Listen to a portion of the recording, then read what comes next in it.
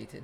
Yeah, so it will be. Yeah. Okay, good. Yeah. Hopefully my mods are updating that so you can actually watch the battle planner yourself in real time and keep up with the scores.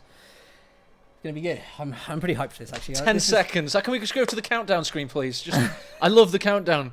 Really? Yeah. Really, you want to do this? Yes, of course I do. Okay, we can do this. 5, 4, 3, 2, 1, and welcome. You are live with Dan and I. Well, have you got something you want to show them? No. It takes a second after one. I mean, really, yeah. Sorry. Okay. You all. Let's do a proper intro, Dan. You take it away, Sunshine.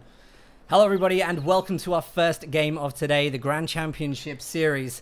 And of course, this first series, we do have the one, the only Luvnest playing for a faction I hardly ever see him play, UKF, on the north side of Crossing in the Woods. He's as the Brits. He's going to be probably playing his usual brilliant self, and he's going to have to because he'll be against a German player, a fellow German player, playing as the German OKW faction, who is going to be gunning for him today. He's going to be out for blood, out for his scalp, and out for a big upset victory. Lieutenant Baumy from the south.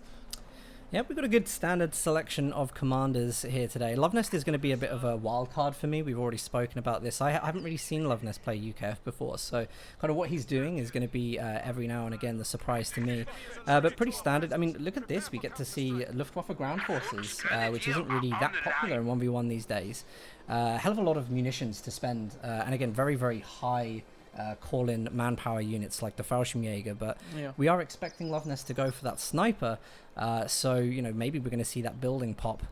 To be honest, Luvnest's Brits, he picked them up late last year and just started playing them on stream, just as a user request. The thing about Luvnest streams, Dan, is you're usually streaming yourself, so you don't have the pleasure. But yeah, he does play them very competently. He's number one as Brits. And it's very much like his Wehrmacht play, in all honesty. He gets his 3 rifle sections onto the field, like he has done in this case. But he's going to be up against a little bit of an aggressive start from Baumy. Yeah, it was the first engagement of the day, and I think Baumy makes a sensible decision there to actually run from this engagement, because of course Brits long range with the cover, they're going to be very, very strong. He manages to catch them in a medium cover position, and hopefully the Stern Pioneers might be able to cross up here and actually deal some close DPS damage to get the to kind of win this first engagement against Luvnest. It would leave him with a very nice open corridor to go and decap a strategic point in the centre of the map. There's only one unit protecting that fleshy underside of his map control right now, and it's just absolutely relented its position, which is going to allow these 2 units to take the cutoff. Yeah, it's a really good call by Luvnest to retreat there, because he does get away with 4 models, saving his manpower, but he doesn't have the health really to use that squad effectively. It's going to be reduced to pretty much capping until he can get the medical upgrades. Here comes the reinforcements. He's got the Vickers on the field, and he's also pulled that infantry section from the west side of the field to protect his cutoff. So very good reactions by Luvnest. Yeah, he knows what he's doing. I mean, I guess we're expecting to see Teching Rise from him. Let's just have a look if he's going to go up. So he's already actually gone for Platoon Commander, so we want to see that sniper. I wonder how quickly it's actually going to come out. I wonder if he's going to bring it out straight away, or whether he wants to go engineers into that. So 4 Volksgrenadiers from Baumy, interesting. It's not usually typical to see 4, and he's gone straight into his Schwerpanzerschlepper. So let's see what he goes for with that first truck. I think 4's not a bad idea, because I mean, if he is going to be playing up against Sniper and he predicts that, then 4's going to be very, very good at flanking and pushing. So with Sturmgewehrs, definitely. Precisely, yeah. So I mean, he may actually be putting himself in a good position to deal with that play. Interesting to see. So Luvnest is going to go with engineers first here, and retreat before he even got pinned. That was a bit keen. Yeah, you always at least try a bit of a soft retreat, so you can get away with it. Sometimes the sight blockers can be in your favour, and you might be lucky. That's what I always think. I mean, we've only seen a tiny little bit of manpower drained on the field at the moment. Like, absolutely nothing really has been traded. Luvnest, of course, coming out with some of those easier kills, but it really means nothing at this stage. And, I mean, based on this, I mean, of course, these players are going to have loads of manpower to play with. They're going to be taking up really, really fast, getting loads of units on the field. So it's going to be good action right from the start of this. Yeah, crossing in the woods isn't everybody's favourite map. And in GCS, it actually has the lowest pick percentages. Oh, God, this rifle section's so low. Negative cover, bad retreat path. Oh, I didn't manage to get the kill, but Luvnest with a little bit of a slip up there. Yeah, it was a little bit. That could have gone south if there were any more models on the Stern Pioneers. Of course, they've done a good job of clearing those first off already. This is a really nice combination of protecting the Vickers with the Engineers here. It means that he's able to protect against any flanks that come in from the Volksgrenadiers. So it's a really good early game from Luvnest. It looks like he might be about to take 2 of the munitions points, which is going to be really good for him. Yeah, it's pretty damn good, and it's allowed him to have superior map control right now. Luvnest always is a strong starter. He seems to make mechanically astute decisions in the early game, and that just allows him to snowball from there on. And it's all about decisions. Now we've got the sniper coming out as the second unit from Tier 2 platoon command post. So, as predicted, everything's going to plan efficiently for the German war machine Luvnest against the lesser German, in this case, Lieutenant Baumy. This is a really tough situation for him to be in, because he really has to deal with the Vickers as soon as possible. With Tommy's squad in this house here, like all the flanks are covered, Vickers can protect the middle and the cutoff, and it's going to be really, really difficult. So Baumy trying to make use of his incendiary grenades there, trying to push all these cover positions, and I think he's just trying to get those lines round this MG so that he can start working on that. Sniper is on the field now, so it's going to make it very, very difficult for any of these flanks to be super effective right now. I think it's a very even game. It's still anybody's to play for. You saw Baumy have a little bit better map control for a while, and Luvnest is certainly asserting his dominance. But OKW have only lost 40 victory points in the very, very early game, so if they can get the Panzer II Lukes out as soon as possible, they should be able to contend. Had the first engagement there. Stern Pioneers getting pushed away by Tommies. It's like Luvnest is about to make another push through the centre. He's confident. He's got the suppression. Snipers opening up on the Volksgrenadiers, and every time brutally attacking the strategic cutoff that's going to remove resources from Baumy right from the start of the game. I mean, 4 Volks has been good for that in that essence, but you know, he went for mechanised. He's quite a while still off of the Lukes right now, with no indirect fire options to push this off.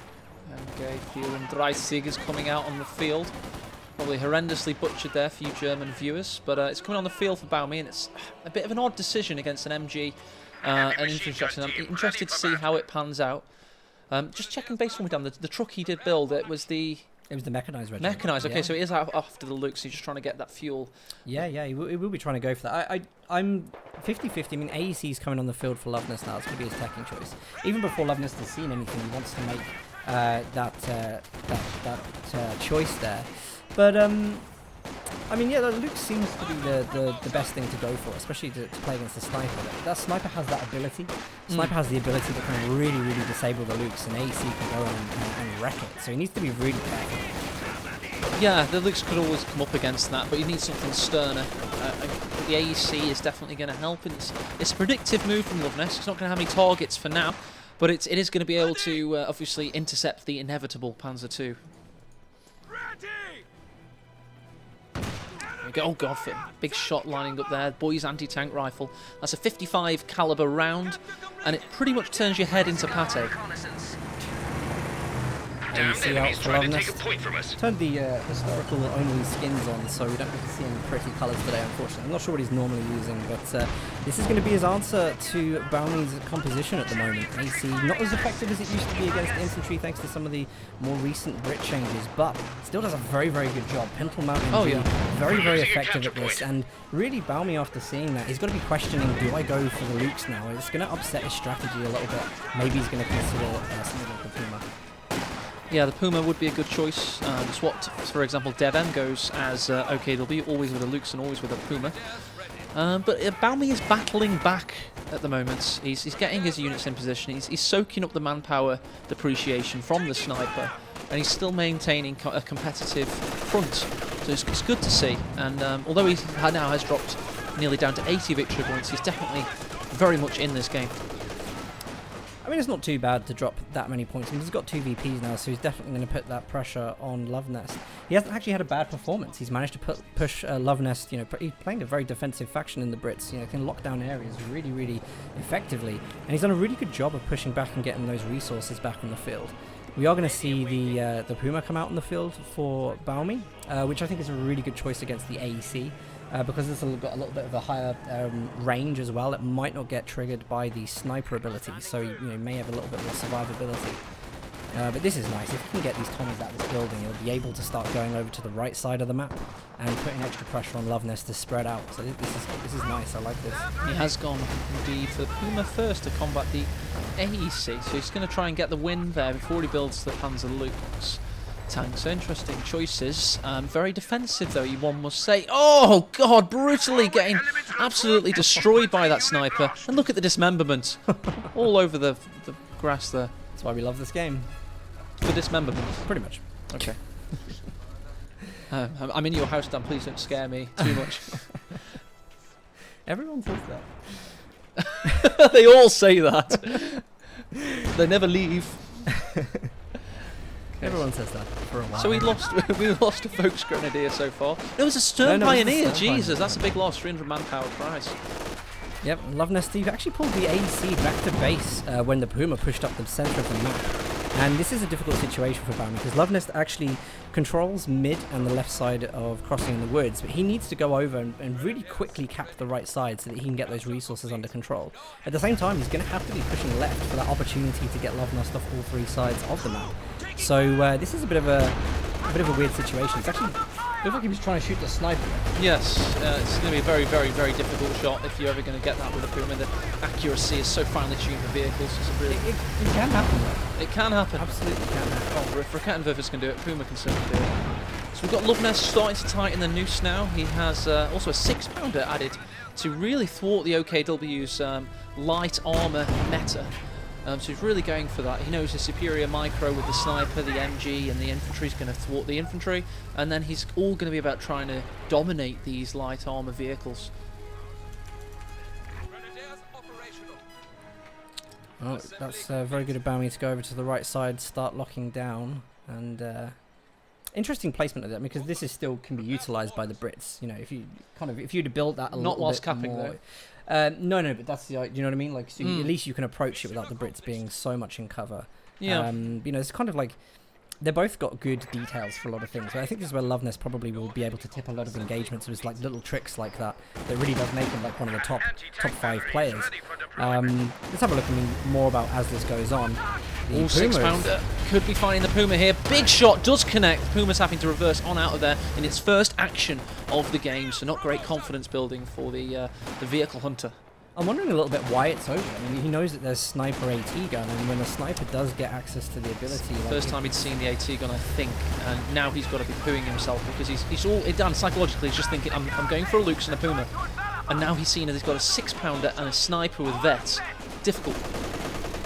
It is a difficult one indeed. Fortunately, he does have his own Raketin on the field now, so any AEC push may get pushed off. Here comes the AEC though, and there's nothing around to Faust. AEC should get the kill on this to be a huge win. Puma goes, tries to bail. Oh, tries to bail. Is now a Roman candle.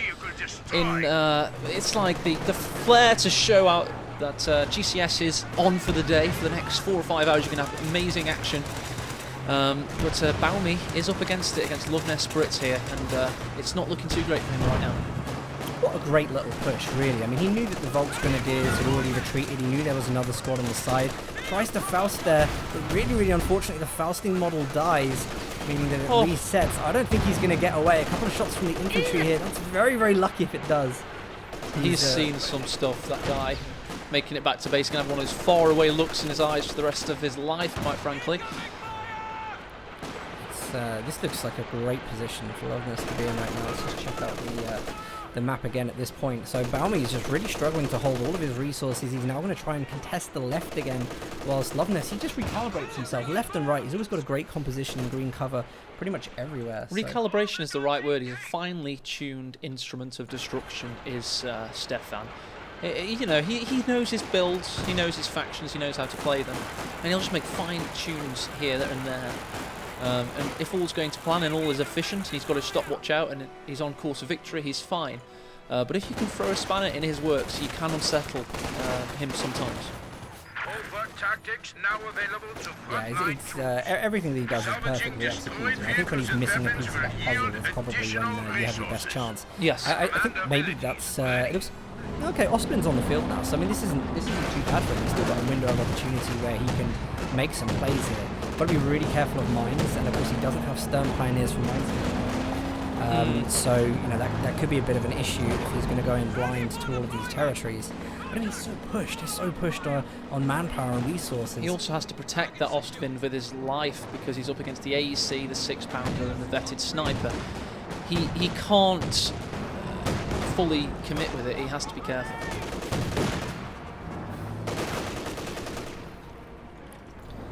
AEC very, very close to the Raketen there. Raketen probably not going to be able to track that target due to the range that the AEC came in. And the AEC's new role, like the role that the AEC takes in kind of being an anti-armor unit, is really, really good. Actually, it really works. It's such a good unit to pick if you're going to be playing against It is the unit's design. I know it is the new role thanks to the balancing, but it always should have been that. And there you go. Sniper open up against that Folks Grenadier. This is his little moment to take the AEC. Actually gets it with a Raketen. That's a really nice pickup for him because he's going to be able to use the Ostwind with a lot more flexibility now. There we go. So flexibility is one thing he is afforded at the moment. He's got the tank coming out as well, Luvnest. That'll be really his chance to push and his chance to, quite frankly, start to go into the ascendancy, because other than a sole Raketenwerfer and 4 Panzerfaust platforms, this tank from Luvnest is going to be dominant. It will. I mean, he's got the Raketen. Hopefully he's going to start putting some mines down. Stern Pioneers are back in the build again, so he's going to have that option. And of course, a snared Cromwell would be pretty easy for him to deal with the Raketen, at least keep holding it off. But yeah, I mean, I'm actually really impressed. Baumy managed to get himself back at least a little bit from what is a pretty terrible situation to be in after losing the Puma. So he still does have options available to him, but we're not seeing anything like that tier 4. He's going to be relying pretty much on Puma Ostwind with the resources that he's got. So it's a difficult one, and Cromwell is now here to make things just a little bit more difficult than they already are. The Cromwell's going to make things brutal. And I think what we're seeing here is OKV laid bare, quite frankly, because without a Panzer II and with an Ostwind that gets dominated by anti-tank, they're really difficult to play. So I know they have the highest win rate in auto match, but if you don't manage to get your familiar vehicles out, it doesn't work out so greatly for them. Grenadiers are trying to do there was a one-man squad on retreat. He's a bit overextended though, because the Cromwell is going to be able to chase a little bit. That Volksgrenadier looks like he might just get away with that. Very, very fortunate. Luvnest does have units on the retreat path. If they do decide just to quickly track this unit, maybe they'll get that finishing shot off. Oh, the Tommy could have reasserted itself, but did not. Now the Tommy's in danger thanks to the Sturmgewehr's a negative cover. They could in fact go down. Vet 3 squad, last few shots there. And the sniper to the rescue. Wow. Incredible. Both squads get away with minimal health on that one. Which is, gosh. That really is like a tipping point as well, because, one of those squads goes down. It just gives a great opportunity to the other player. That hasn't happened. Sniper, let's just check out the kills on the sniper as well. 26 kills at the moment on the Brit sniper. I think that's a very, very impressive count for a Brit sniper, to be honest. He's been doing great work with that. It just makes things all the more difficult for Baumy to actually get his forces up on the field. With that veterancy there, he now gets plus 10% sight and a lot better received accuracy, so he's a harder unit to take out. So he's definitely getting more powerful as the minutes go on.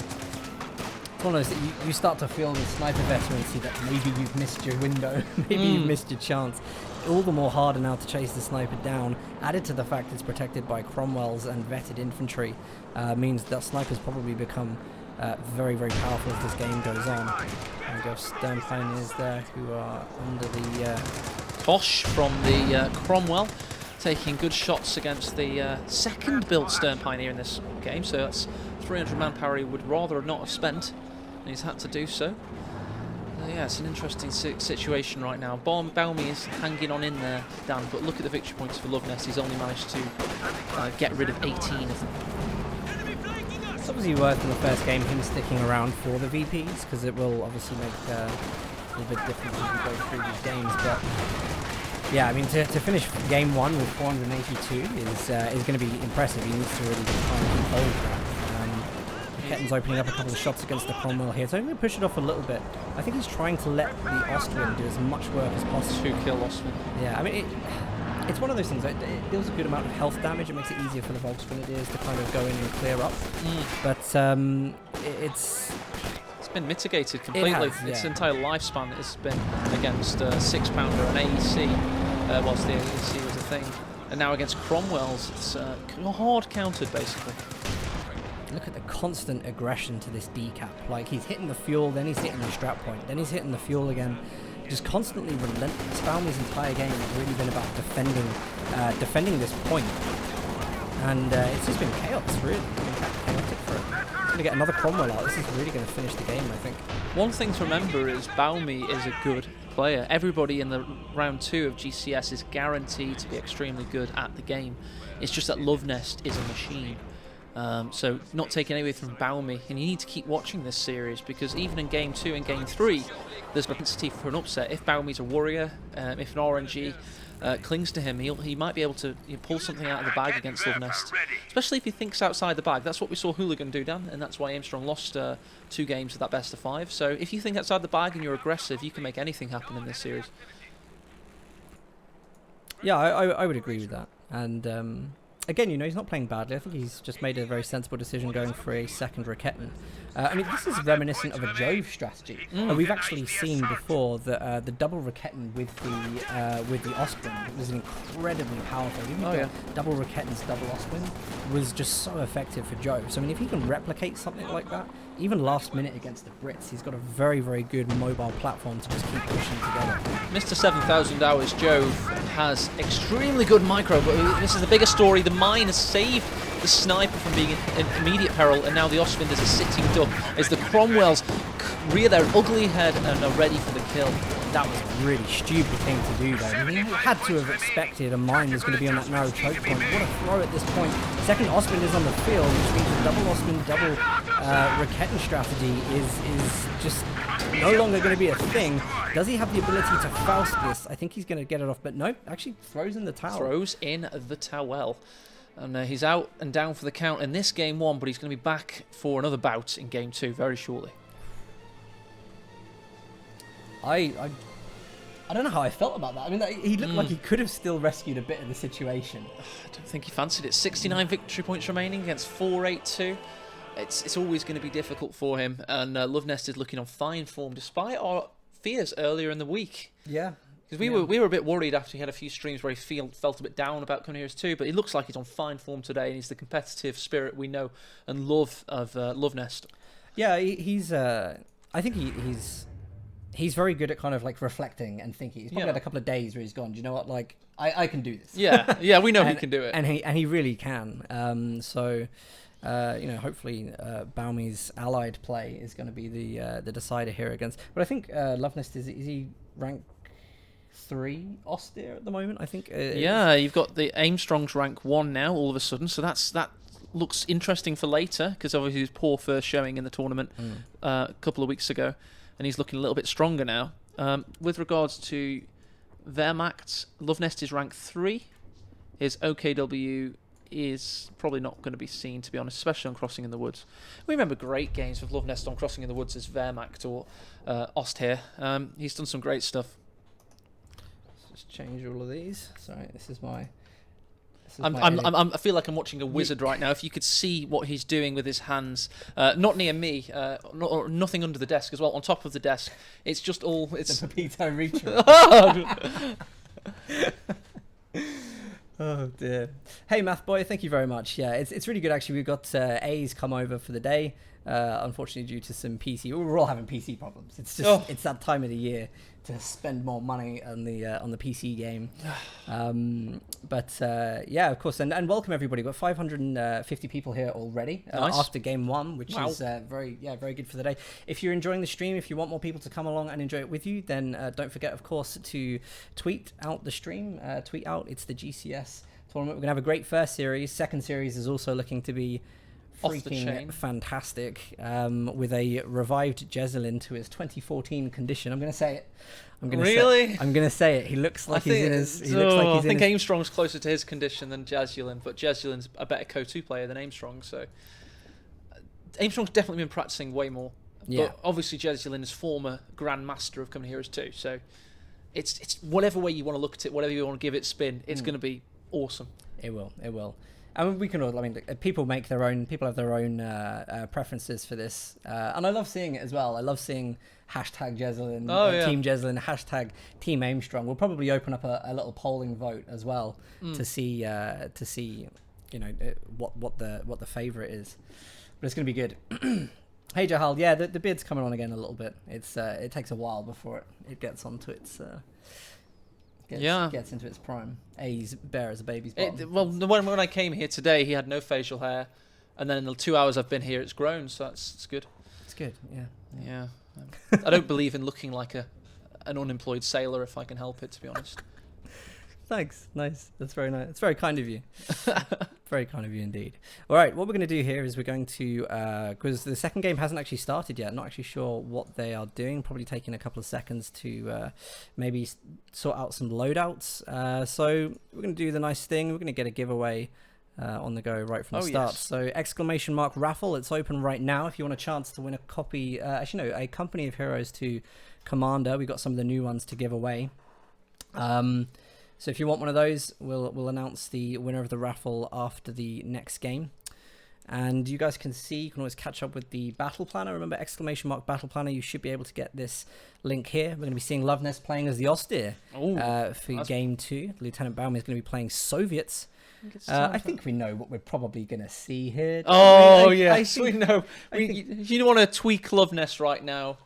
You obviously want to go as NKVD rifle tactics. No, you want to go as Lend-Lease tactics. Yeah. It is the way to tweak him because he's been so vocal about his absolute hatred for it, quite frankly.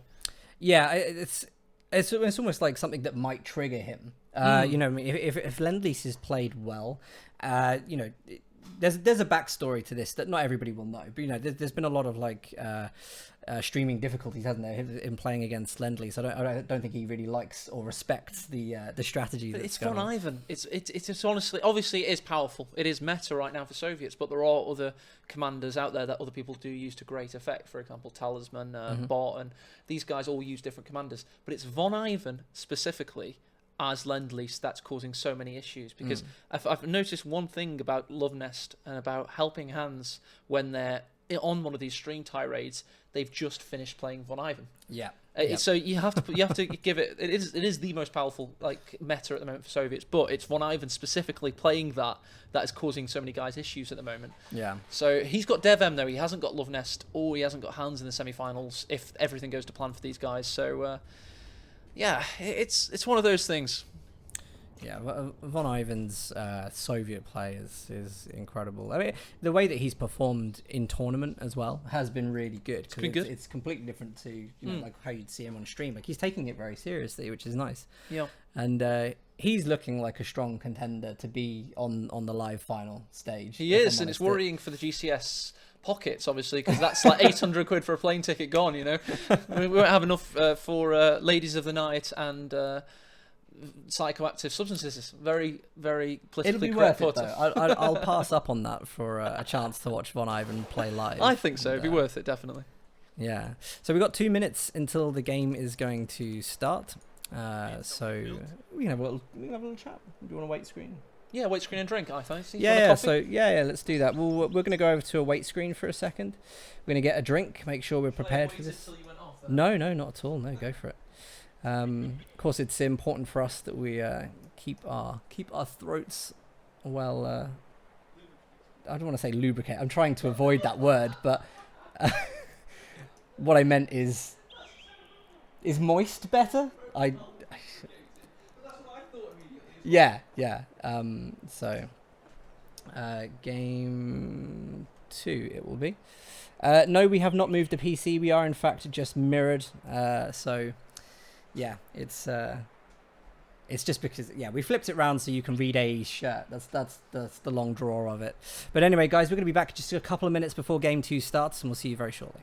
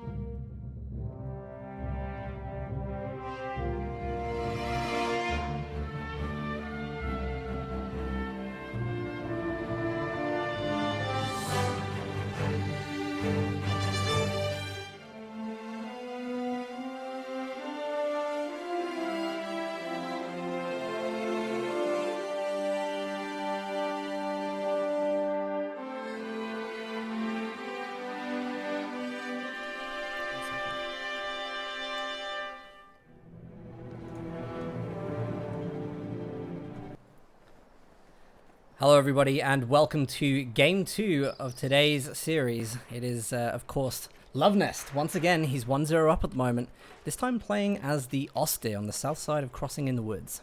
Luvnest Austere looking possibly going to be dominant. Lieutenant Baumy's going to be doing everything he can in his power to stop that being the case. He tried his hardest in game 1, he got 22 minutes in, and now we find ourselves in game 2. Him as Soviets locking straight in with an interesting commander choice there, Dan.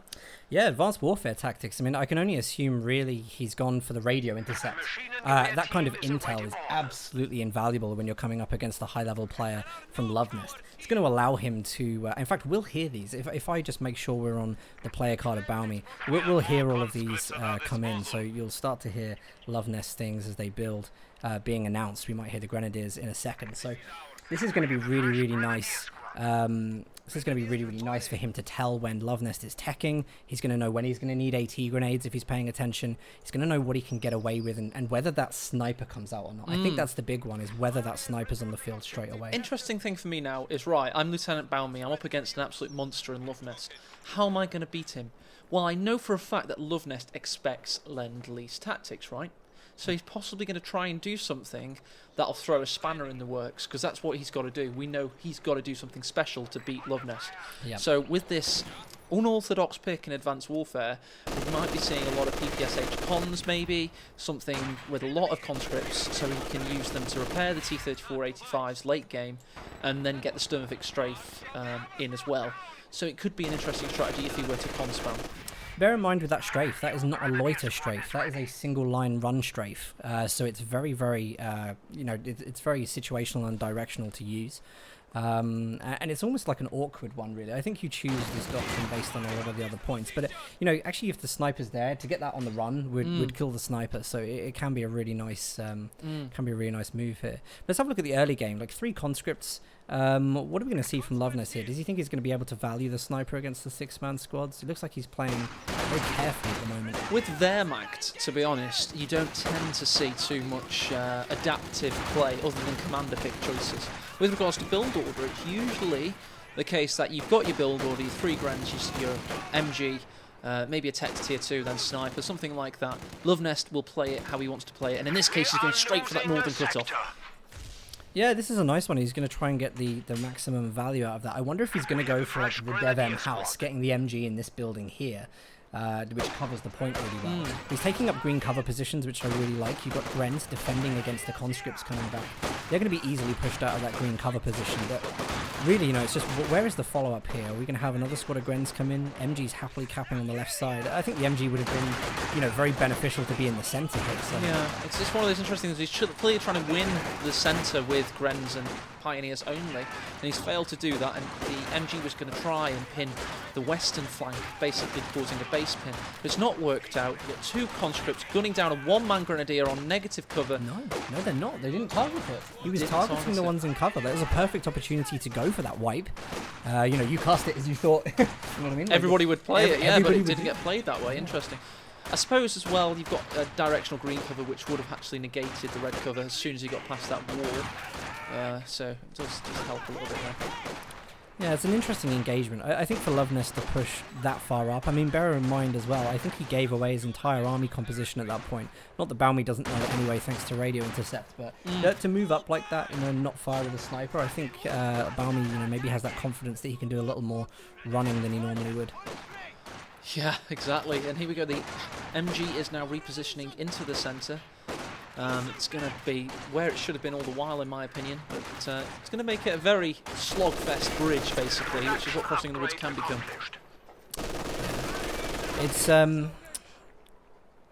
it's going to be difficult. I think like one of the mistakes we might see from Baumy here is that he may not go fully around the map. Maxim? So he needs to. That is the Maxim, isn't it? Yeah, that is the Maxim. It's the Maxim with its first point of action being to lose a model and to run away. It's a great first engagement. But the Maxim, yeah, Maxim, by the way, is starting to see a little bit more popular use. It isn't as crap as people were making out. It's just not as good as it was, quite frankly. It's like it's very much like the MG34 of the OKW, if you can tolerate that. So it's going to be interesting to see him utilise it. Oh, look at that! On the retreat of mines. That's a really good S-mine. I mean, I thought he was going to clear that. He saw that was there earlier. Luvnest really, really cheekily put that one out. And we saw the Flamer upgrade instead of the Minesweepers. So that's... I'm really surprised that wasn't cleared. I think it was a good idea to get the Flamer to stop that shed being utilised. And as the model dying does its last effort to the motherland and detonates a mine. He's determined to clear mines for the Soviets. Maxim. Not a great advertisement for the unit, to be honest. No, I mean, to be honest as well, like, I always say this with the support weapons, you know, they're very easy to come up against rifle grenades, and if you're going to put them in cover positions, they do bunch up and make those rifle grenades significantly more effective. But there we go, looks like the mines are all gone, minefield is down now. Scout car's coming in, and hopefully Baumy's paying attention to his radio intercept, because he will need, if he hasn't already, the potential of those AT grenades, and he doesn't have that at the moment. 222 is coming onto the field, most likely to get spotting scopes, I imagine. Not that Stormus needs, not Stormus, God, that's a compliment. Not that Luvnest needs them. Oh God, look at this one-man con.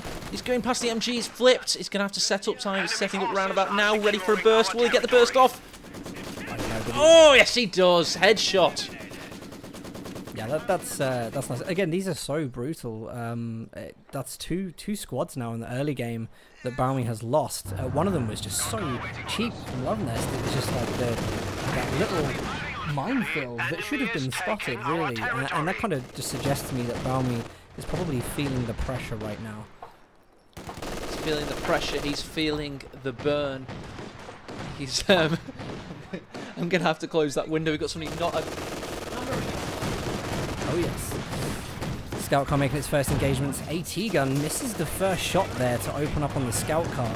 And Luvnest has spotted that. It's going to be making the retreat, but a second shot does connect. And this is Baumy's chance to actually go in and try and make some use of a strategic cut-off of his own. If it looks like he's about... or he's at least considering pushing the strategic decap here. So we've got the scout car to contest with. AT gun is coming in, but does he have the protection anywhere else? Trying to pile up a mine, but the mine has been discovered by the scout car. So now Luvnest has a little bit of an idea what he's up to. Already has the minesweepers on the field. And this is the sign of a high-level player. We always say this, like, you know, he's just capping with the minesweepers constantly, just constantly making that harassment and playing where he knows is safe with the Grands. It's feels like we're watching Somalian pirates against Waffen SS or something at the moment. Just Luvnest looks absolutely dominating. He's in control. He's aggressive in the right places, and he seems calm, cool, and collected and calculated in his execution here. That was a really nice move with the flamethrower engineers there. They're going to try to chase down the grenadiers, but no luck again with that. And it's still patchwork. Like, the map is still patchwork at the moment. He needs to reconnect these territories because at the moment he hasn't got his access. Got fuel left side, but needs to definitely work on getting double, because if he can get double fuel, if he can maybe help himself up to tier 3 pretty quickly. It's a funny one, because I wonder if he is actually going to try and get anything from tier 3 whilst he does have the 85s, because you know, he might decide to just skip up to tier 4. I think that would be a problem. I think he should definitely go for something for tier 3 and try and make the best use of you know, the kind of mid game as he can. He's only got to play up against the scout car and infantry. I think now Baumy's starting to gain critical mass from tier 2. He's got one of every animal from that tier. It always gives you a stable base as Soviets. You're always then able to sit in your area of the map, as very well shown by Storm's excellent fading to the tactical map there. With those tier 2 units, it gives you a stable base. So he's had a fallback plan down, he's executing it, and it's giving him time. Well, we will see how this pans out, but it looks like Luvnest is about to claim... actually, no, he won't claim the triple cap, actually, because Baumy is actually on the right-hand side, so he's still kind of negating any effects of a triple cap in the early game. VP is pretty much in the same situation as game 1, 90 VPs down within the first 10 minutes, so this is a kind of a repeat of the first game in some instances. But Luvnest is just getting stronger and stronger. The composition is better as well, because of course he does now have access to a mortar, AT gun. So he's got a great support weapon platform to push up the field with, and really try and lock down that resource sector as he was before. But great harassment with the scout car too. I disagree with your previous point now. I think, obviously, Baumy does have all those support weapons, but it's Luvnest elite infantry now. With those LMGs, it's going to destroy unvetted conscript with the Mosin Nagants. It's going to absolutely destroy them. Yeah, but Baumy has the other things as well, so it's not an advantage, you know. Both players have the same tools. Yeah, I see what you mean. There's a nice barrage here. Nice attempt from Baumy to try, but there's too many cover blockers, which are going to prevent any of those shots from landing on the mortar. And Luvnest doesn't hit the retreat button. He's very calm, cool, and relaxed about this. And he's more than prepared to sit there and continue shelling this Maxim out of its little hiding hole in the building on North Cutoff. Yeah, God, it's got no place to hide. Either of the two Maxims, which quite frankly have been absolutely ineffective. Well, I suppose they got Baumy back to having some of his own territories, but they've not gotten him back into the victory point wall. Now Luvnest has only lost 4 in this game, he lost 12 in the previous. Well, we're going to have tier 3 up, and straight away he's going to have resources to build something like the T70. In fact, yeah, oh, he's not sure. He really isn't sure. Flick between 76, T70, back to the SU-76. He is clearly under pressure. I mean, really, to not be able to know that decision whilst you're building tier 3, he is not sure about this whatsoever. But I think he's expecting something from tier 3. He does have the radio intercept, so let's just see if that's been researched. No, Battle Phase 2 hasn't come up. So really the SU-76 is just coming out for the scout car and perhaps to get some barrages on the support weapons. Check out Luvnest's Wehrmacht play against Soviets here with double Pioneer minesweepers. For every Wehrmacht player that rages when they come up against the cheesy demos and the wipes that come with them, watch Luvnest in this game because he's sacrificing a little bit of population to keep his elite grenadiers from being wiped by demo charges. So very good play. Engineers here with the flamethrowers, with the support of the mortar, trying to force the position of the MG34 away. And then now we see the SU-76 finally revealing itself. There comes the barrage. Where is that barrage going to go? It's a long barrage right into the mortar. Luvnest is coming up with the AT gun. He's going to push through the grenadiers for sight. And there we go. Look at that first shot off. Going to force the SU-76 off of its barrage. Luvnest is making great support plays, like right through the centre constantly. He's always got good reinforcements for situations that are coming in. Scout car's become a little bit docile on the field. Yeah, docile's the right word. It's like Luvnest has everything he needs to use to kill everything that's on the field, and the scout car's been made a little bit redundant. Oh, what a wipe! What a series of wipes! Mortar Armageddon! Jesus Christ! Oh my god, that's double mortars there, right through the centre, and that Maxim in a really awkward position for cover spots. Literally wipes so many models. That is crazy. Really, we've got 6 kills on one. We'll have to check what the other one got in terms of that. I think that was GCS's ode to rocket artillery genocide there with mortar Armageddon. I've never seen that many wipes from mortars before.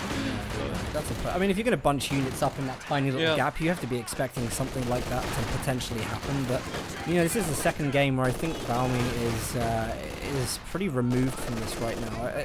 You know, he's only got. I mean, he's not even got the 3 cons anymore for pushing. Do you know what I mean? He's basically down to support weapons versus double mortars, and Luvnest has his own lockdown sections. Yeah. There's no way he's going to be able to rely on the SU-76 against infantry, and you know, anti-infantry is really what he needs right now. Yeah, absolutely. I don't think Baumy now represents Somalian pirates. Probably like Navajo Native Americans from that time period again against the German war machine.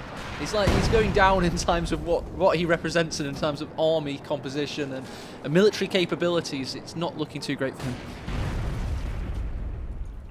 I'm trying to think what the enemy is encroaching on our territory. Pygmies. He's like pygmies with sharpened watermelon, like from Blackadder, you mean? Yeah. Yeah, I know what you mean.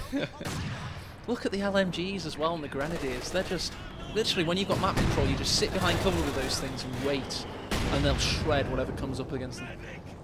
He's actually going to go for another SU-76 here, which I think this is going to play very much into the hands of Luvnest, because his army has been so built up on infantry, hugely built up on infantry. Like, that should be the real thing that you're trying to negate right now is Luvnest infantry in this situation. I mean, he probably doesn't know like how much realistically is on the field for Luvnest in terms of infantry. You know, SU-76 is not a unit that's going to be able to capably deal with that. And whether he knows it or not, this is going to make an even more of a better situation for Luvnest. Because Luvnest isn't actually building vehicles. Like, that's one thing we have to look at. I mean, you know, we're just seeing escalation to Battle Phase 3. I wouldn't be totally surprised if we had something like a Panzerwerfer, you know. Yeah, so why have we got 2 Su-85s on the field? There's been no Tier 3 play at all. I know that's the point you just made, but I'm just making it again because it makes no sense. Look at the composition from Luvnest in the top right. And Lieutenant Baumy, bless him, is trying his hardest. He's a good player that's gotten very far in GCS to the second round after very good placement battles as well. But yeah, Luvnest is a machine, and it's quite fearsome to see him in this state. This decision becomes slightly weirder to me when you do remember that radio intercept is part of this. So I mean, he would know. Do you know what I mean? He would know to start building the SU-76 when he hears that something like that is coming to the field. So maybe he's thinking, is it call-ins? That's potentially what can happen. Maybe he's worried about some kind of call-in coming in on the field. But you know, 7 VPs, CPs, sorry, what really is going to happen? Well, but it's again a pleasure to watch Luvnest play. If you want to see an incredibly competitive series that's going to knock you off your socks, you're going to see Aimstrong versus Jesulin today. But with Lieutenant Baumy versus Luvnest, unfortunately, with no disrespect intended for Baumy, he is up against Luvnest, and it was always going to be a tough ask for him on the day. We're now in Game 2, so there is always Game 3 to look forward to in the best of 5 series. And you can always expect upsets in Company Heroes 2, it's just built like that. But right now it's not looking likely. No, I think the general preemptive was that this was Luvnest series to take. You know, we always look for, you know, the whole GB hooligan versus Aimstrong situation. We love it, but you know, as you say, this is a very difficult series. It's a very difficult player to play. What's the KD like at the moment? Let's have a look at the stats right now. 82 to 33 for Luvnest. So I mean, the manpower in this game, the draining has been incredible. Baumy just hasn't been able to recover from it. He's making good use of the 76s though. I do like to see this, is that, you know, because of the support weapons that are on the field from Luvnest, like, he is making good use of that ability. We're constantly seeing shots rain down to try and disrupt the motor. He'll get his own manpower back for that. You know, he will start damaging a little bit. You know, look at Luvnest's resources right now. He's got tier 4 out. He's probably coming up. It looks like might be Panther if he hasn't gone for Broombear just then. Enemy forces are securing our territory. He's got a pack 40. I would have thought so. Yeah. We'll see. I mean, to be honest, the Panther is going to clear up the SU-76s quite well, and his infantry army is doing more than enough work here to sustain everything else. So the Panther will probably be the long-range good choice for this. I mean, there's still no commander pick right now. He does go for Lightning Roar. He will have access to JU-87 Super Straight relatively shortly. So he could even rely on that if he wanted to try and clear up the SU-76s with a good infantry push. Yeah, I think that would actually demolish these SU-76s. They're so lumbering, you know, not so much lumbering, but just difficult to get out of the way of the Stuka that's raining hellfire on you. This lockdown is becoming increasingly brutal. 3 VPs are going to be capped for Luvnest, which means a VP drain per second. You can see here engineers planting mines pretty much all the locations that they can. So the SU-76s again, now you have to be careful with anywhere that they go, because they could trip tellers. You know, I think one of them maybe went down there by an accident, because there was one there earlier. Could even be his own mortars that have been triggering those, I don't know. But we have 80 gun lining up for shots in the SU-76. It's getting pushed back. Yeah, recon here for the engineers. So I don't know if he's actually using the recon plane for that, but his pioneers will also give that kind of recon as well. So I'm not sure if he's actually just base scouting here or whether that was intended for the SU-76. He's literally just in such a commanding position that he can just further Panther in the build, by the way. So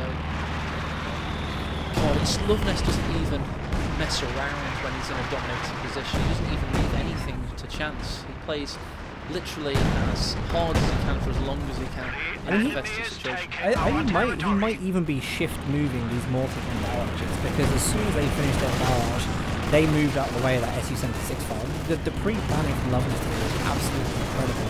He just knows to move even before the situations come up. Like, he knows to get out of the way. It's just making it so difficult for Baumy. I like this though. I like that he's going over to the left-hand side. He isn't having any success on the right at the moment. So we may as well start looking on that side. Yeah, he may as well. He's pretty much a cat in a bag waiting to drown at the moment, to quote the Verve. It's not looking too great for him. He's in the Kessel. He's pent up. Luvnest has pretty much a dominating army. And it's not looking too good. It's a last stand for Baumy. He's a competitor though, Dan. We like to see that. He's a warrior. He's trying his hardest. That's what we want. We want people playing their damn best to compete at the zenith of their capabilities. But when you got mortars, obliterating units, and then an LMG finishing it off, you ain't going to go too far. Yeah, I mean, he's still making some good decisions. He's still making good choices here and there. I mean, he has been a little bit unfortunate because, double austere mortars against the support for Soviets is very, very good. Like anytime he's really set up, those mortars have been straight on the action. And I think really, though, it does come down to the early game, because if he had managed to close any units off in the early game, then, he wouldn't really have had that problem with double mortars. Just because it allows so much ammo to get rid of by Luvnest. There they go again, though. Look at that, taking so many models off. Another one. And mortars have got to be MVP here. Absolutely MVP. After that highlight later, so if you highlighted that, you want to pop it in our Discord, you do have the opportunity to win Discord merchandise, which is quite nice. But yeah, the mortars now vet 3. That's plus a third barrage range, minus 20 scatter, minus 40 barrage recharge. So it's a bit of a beast now. It's more frequent in how much of a beast it is. Is he going to go for the Faust there? Instead he's going to take up a position to fire on the AT gun. Panther's backing away. He doesn't really need to right now. AT gun isn't causing that much stress to the unit. Command Panther on the field as well, giving those nice little buffs to the infantry. And yep, 58 VPs, and it's currently 1 per second going down. So we have less than a minute of gameplay if Luvnest can continue to hold this. Incendiary rounds on the MG, just making sure those conscripts really do not go anywhere. Let's see what I think was supposed to be a strategic plan. That hasn't quite worked yet. Yeah, this is a very old school strat as well with SU-76 spam. He's building a third. Try and keep utilising those barrages to try and break your way out of the deadlock. But it ain't going to work with the time he's got remaining, as we've only got 3 ticks per 3 seconds. And he's out of the game. 32 kills on that mortar. Oh! 32 kills, indeed. Beautiful. 8 on the other one. But there we go, game 2. Game 2 is in the hands of Luvnest. That is not a position you want to be in if you're playing against Luvnest. For game 3 in a best of 5, you do not want to be 2-0 down, because if you thought the pressure was on in game 1, you're going to see the pressure really, really built up on game 2. So, or is the pressure now relieved? I agree with what you just said. However, it depends on his psychology and how his brain works, because he now might think he's got nothing to lose, he's out of the tournament. He might just be like you don't want to fight a man with nothing to lose. It's like, getting into fist fight with something that's already ugly. They'll go crazy. Their nose is already flattened to their face, so it doesn't matter what happens to them. So he's in that position right now. He's sitting on his stool in the corner of the ring. And people are asking if he wants to continue, and we'll soon see the answer to that question. Yeah. Well, I mean, he has to continue. We need games to cast. Correct. Yes. so you're more like the coach. Like, you have to continue. Right. Oh, please. Yeah. Sorry, guys. We're just going to enjoy a quick coffee, if you don't mind. It's tough actually casting these things. It's now that we're together and now that we're casting together, we can we can say, it is difficult. We'll at least cover for each other a little bit better here. But my gosh, all these long hours of casting really take it out on you. I love it. I'm doing nothing today. I'm just talking. You're doing most of it. It's great. I don't even have to control the camera. It's fantastic. Yeah, you had a good role. You just get to sit there and just watch things getting done. At least now you know how much work. I'm a little bit more impressed with your levels of professionalism. His setup is excellent. I will just quickly show you what it looks like in chat. That's me next to his setup. Yeah, I know it's control and command it on an Apple Mac or some crap. But there you go. That's what it looks like. He's got a very cool setup. So the fact that his PC has been melting recently is like, isn't very cool, I guess, to put it bluntly. No, it's not. If you're interested about this T-shirt, that's. Oh, we're not on the. No, I'll wait for the stats. You go through them. Currently on the graphs, just to show people the climb. Actually, even with those wipes, it just shows the value of conscripts, really, doesn't it? When it barely even touches the the army value graph. But yeah, I mean, you guys can see, a lot of. I mean, yeah, it was quite clear how that was going. And for game 3 coming up, I mean, the KDs have been pretty much favoured in Luvnest's direction for a lot of time. So game 3, Baumy is going to be playing as Axis again. He lost the first game. We do expect he's going to play OKW again. But it's a difficult situation for him. I think he needs to throw in a curveball. I really think he needs to do something maybe, just out of the ordinary. Even if it's like Sturmtiger or something, just wipe bunches of units in. Yeah, I mean, pick a sport, there'll be an analogy. If it's tennis, he wants to hit the ball as hard as he can at his face, go for a body shot. That's what people used to do to Federer in the height of his game, and never used to work, but, he used to try and take him out with a shot to his body with the ball. This is what you want to do, though. You want to do something to unsettle Luvnest if you're up against him, because Luvnest in control is a scary prospect. I think he's made a very good decision here. You seeing this? So Luvnest has actually chosen to play OKW. He's going to play Axis again, and I think that's because he's going to deny Baumy the chance to play what was probably a stronger faction. Yeah. So I think Luvnest is going for the kill. He's going for the jugular right now. Well, so yeah, exactly. I mean, Baumy would have chosen map for this one if he had first choice. I mean, we didn't quite see how the picking worked, but whoever had first choice in game 1, the other guy has first choice in game 3. So if Baumy's chosen the map to be Холодный Ферма, Luvnest has gone for OKW purposely, as you say, to deny Baumy the option, which is an interesting choice. Yeah, of course, map 3 as well, if you guys aren't checking on the battle planner, is Холодный Ферма, which is, I think this is probably, would you say this is the least popular map in the map pool that we've put out? No, that's Crossing in the Woods. Really? Yeah, by some margins. If you want to go onto Ko2.org and go on to the main Ko2 forum, the stickied post right there is stats for GCS that Siphon X has kindly done for his maps. The most picked is Crossroads by, of course, White Flash Reborn. And then behind that, you've got Холодный Ферма, then Faymanville, and then way lagging behind is Crossing in the Woods. And to be honest, after this game, I can announce this now, there is going to be a veto process with the players to get rid of Crossing in the Woods, because it's by far the most... I personally don't like it to cast on, because I think it spreads the play too much and it's not as entertaining.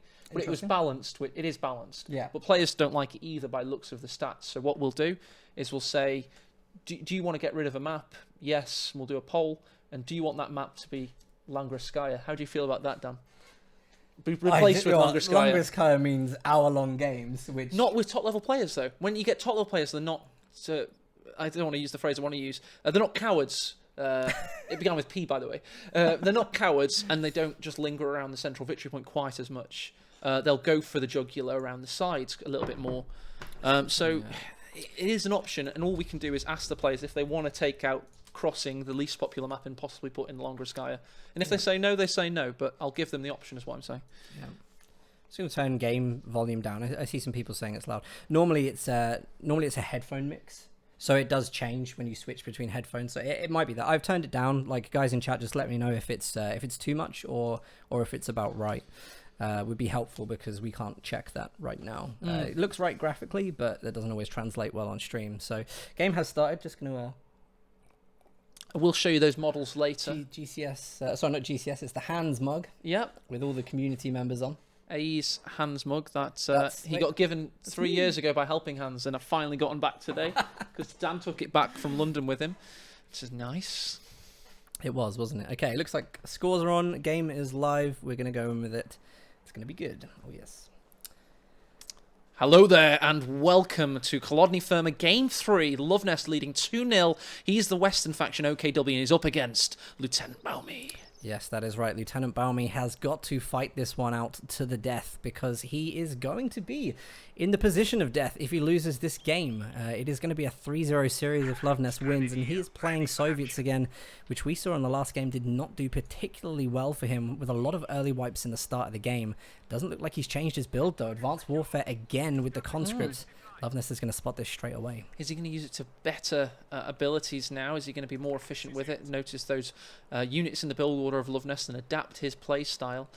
But Luvnest, he's gone for OKW, and he's very good on Chladni Firma with OKW. He goes for this barbed wire here. He'll go for the munitions in the north with this Volksgrenadier. He's very predictable, having cast a lot of his games. But he's lost the munitions house, which is actually a bad tactical loss for Luvnest. He won't want that to happen. Yeah, I think actually, given that Baumy's last game when he played Soviets was that conscript build, Luvnest should have expected he was going to go for the pass, because it's something you can rush out immediately with conscripts and get there first.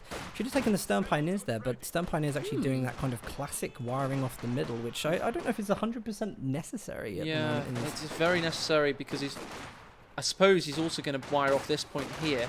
What I would have expected the Stern Pioneers to possibly do is to go and cap the south, but he doesn't want to do that. He just wants to contend against these conscripts and combat engineer, and that is tying his units up, and nobody's capping right now.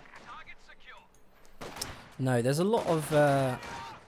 I never know really how I feel about this push on the right, because it can go very, very well, but I think when you're with conscripts, like, you're going to get outmatched by Volksgrenadiers in the long run. The best thing you can do if you can keep this house is perhaps, like, you'll be fine until indirect fire comes out, or the incendiaries.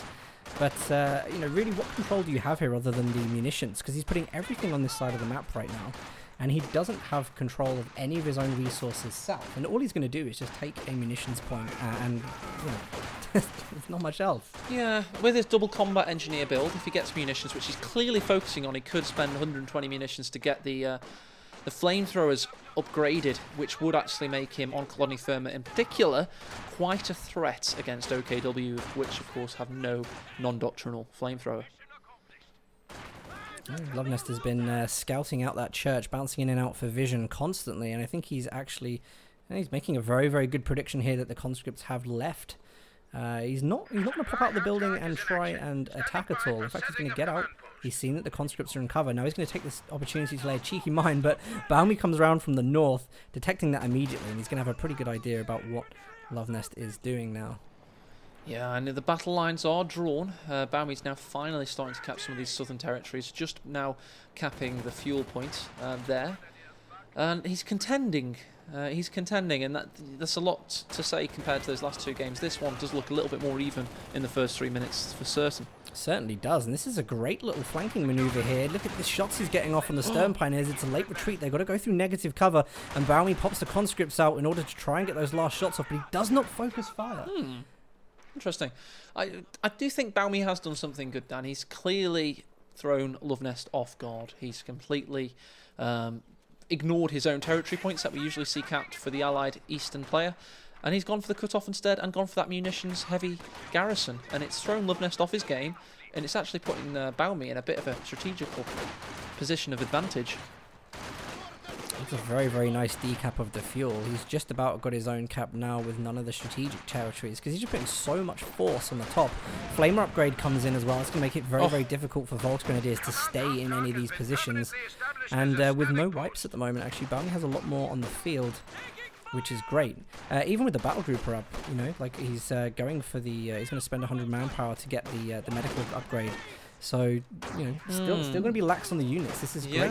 Great. I mean, this is good for Baumy. If he continues with this build and isn't pushed into making tier 2 like he was that last game, or getting loads of units from it rather, so he's got the tier, but he might not need to get loads of support weapons. If he goes for a quick T70 with this build, he could actually do some serious damage. I think that would be great, because I mean, really, it's only going to come up against flak half track at the very worst here. We don't have any commanders that are going to be providing mid-tier call-ins, so a T70 would be incredibly good. It would dominate the field. I think this is a nice little push off from Luvnest here. It looks like he might be able to start reclaiming right side of the map, and he's finally confident enough to move these Volksgrenadiers. They spent a lot of time being static on the munitions down there, really just trying to defend against anything that came over. Worked well, this strategy from Baumy. Strategy does not have to be build order. It's also about map control and where you go and what you contend for. Those things all grouped together can make what would seem on paper to be a bad build order in conscripts and combat engineers with flamethrowers and now a Maxim into a good build order. It's how you play it and the map you're on. Absolutely. But it is early days. Remember, OKW is built to be on the back foot at the start of the game. They are the most aggressive faction, but then at the cost of what? You do have your tier structures that will keep you in certain territories for a while. Baumy has to be... I think he does have to keep a high level of aggression here. I think he has to keep the manpower bleed on for Luvnest if he's going to win in the tech area. And he does have a huge opportunity to win in that zone. But here's the Maxim. Very good positioning there. He's leading with the combat engineers. He does have 2 of them. If he can keep both flamethrowers alive, and now he's got the Maxim in position, he can suppress there and start to push elsewhere with his more mobile units. Mine, though, 2-man squad, getting in position to try and take out the MG. Could be going down. Dan, how close is he to that plate? He's very close. I don't even know if hitting the retreat would actually trigger that right now. It doesn't, very, very fortunately, but that was a very... very close. I was going to say, could this be one of the best mine placements early game we've seen in this tournament, but unfortunately it was not. Wasn't what he wanted, but certainly what Baumy didn't know he wanted and got. So there you go. Interesting engagement in the north there. Conscript in a difficult position. Just in the north near the fuel for me. That's alright. He actually won that one. It's interesting. Now we've got, is that a demo or... No, it's a mine getting placed in the north? This is a mine, yeah. Good plant of mine there for... doesn't have the munitions for demo just yet, but I think these early mines are really good because either going to harass his manpower quite a lot, or he's going to snare that first potential vehicle, which would be the flak half track out on the field. And no ISG on the build, so he's clearly going for an anti-Maxim build order there because. And that is right, he's having to think about the Maxims being a threat. So if Luvnest thinks that, they clearly aren't as bad as some people may have made out in recent times. Obviously, they're not great, but they're not terrible either. Baumy pushing in close range with the conscripts, trying to get the high DPS off whilst the MG tries to get any suppression, but isn't going to because of the green cover. It's a really nice incendiary grenade on the defense there. And I think Luvnest is going to have to pull out of this situation soon. Now he's going to cross open terrain against this, but it looks like he's going to get away relatively easy. Yeah, the Mosin, the Gans and the Maxim. 19th century tech did add up there and did push away that Focus Grenadier eventually. But we have an interesting battle line drawn at the moment, straight through the centre. We do have fuel in the possession of Baumy. It's a shame he hasn't pushed too hard for tier 3, in my opinion at least.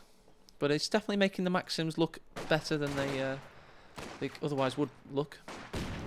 That's a really great incendiary grenade there, timing it from when the Maxim gets inside the church, making sure that the incendiary gets as much value time as possible. The ISG, of course, doing great work at keeping the Maxim on its toes, and I'd be surprised if Baumy decides to build much more of those, knowing that that is a potential option on the field.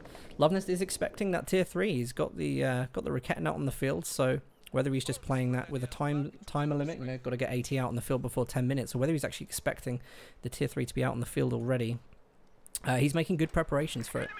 And I think one of the deciding things here, he kept 2 VPs at the start. Yeah. Even whilst all of that was going on at the start of the game, he did put that focus on 2 VPs. So even losing territory, giving himself time to come back.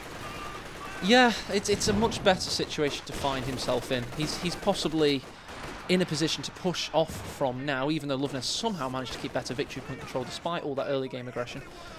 So let's see what Baumy can do. We're eagerly anticipating tier 3, and it's not come, so it's clear to me that he wants a tier 4 based strategy with the T-34 85s. Yeah, interesting.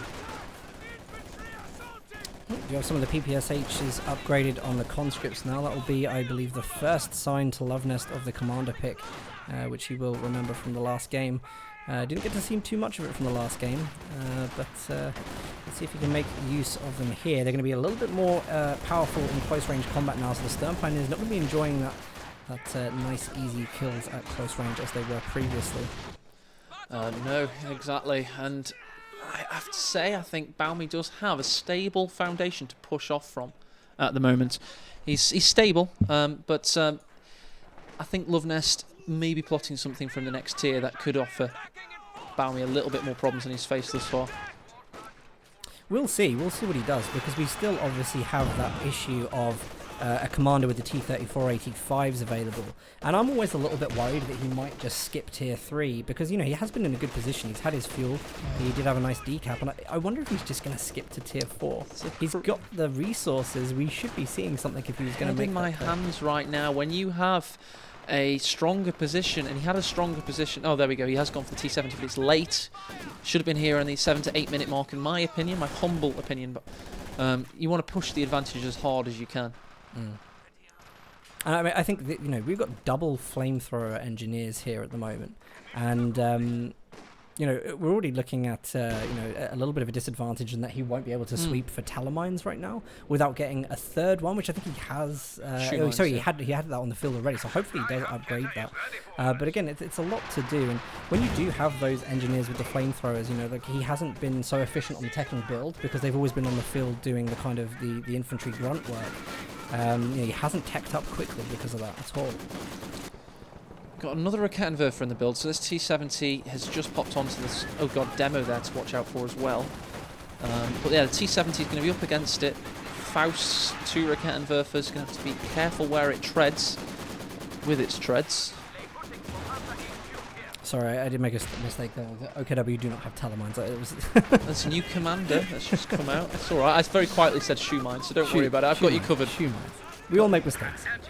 They're often called shoe mines because they actually often led soldiers rather with just their shoes on the battlefield. The rest of them was dissipated. Did you know that? I thought it'd be the other way around. I thought it would just take their shoes off. Yeah, I say it's very accommodating. Some people often have them on the doormats as they come into the house. Here we go, though. He's pushing up with the Vet 2 combat engineers, leading the way for the conscripts. So what? He's going to get the flamethrower. It's possibly going to find the Raket Inverter, which is good news for the T-70. There you go, decloaked.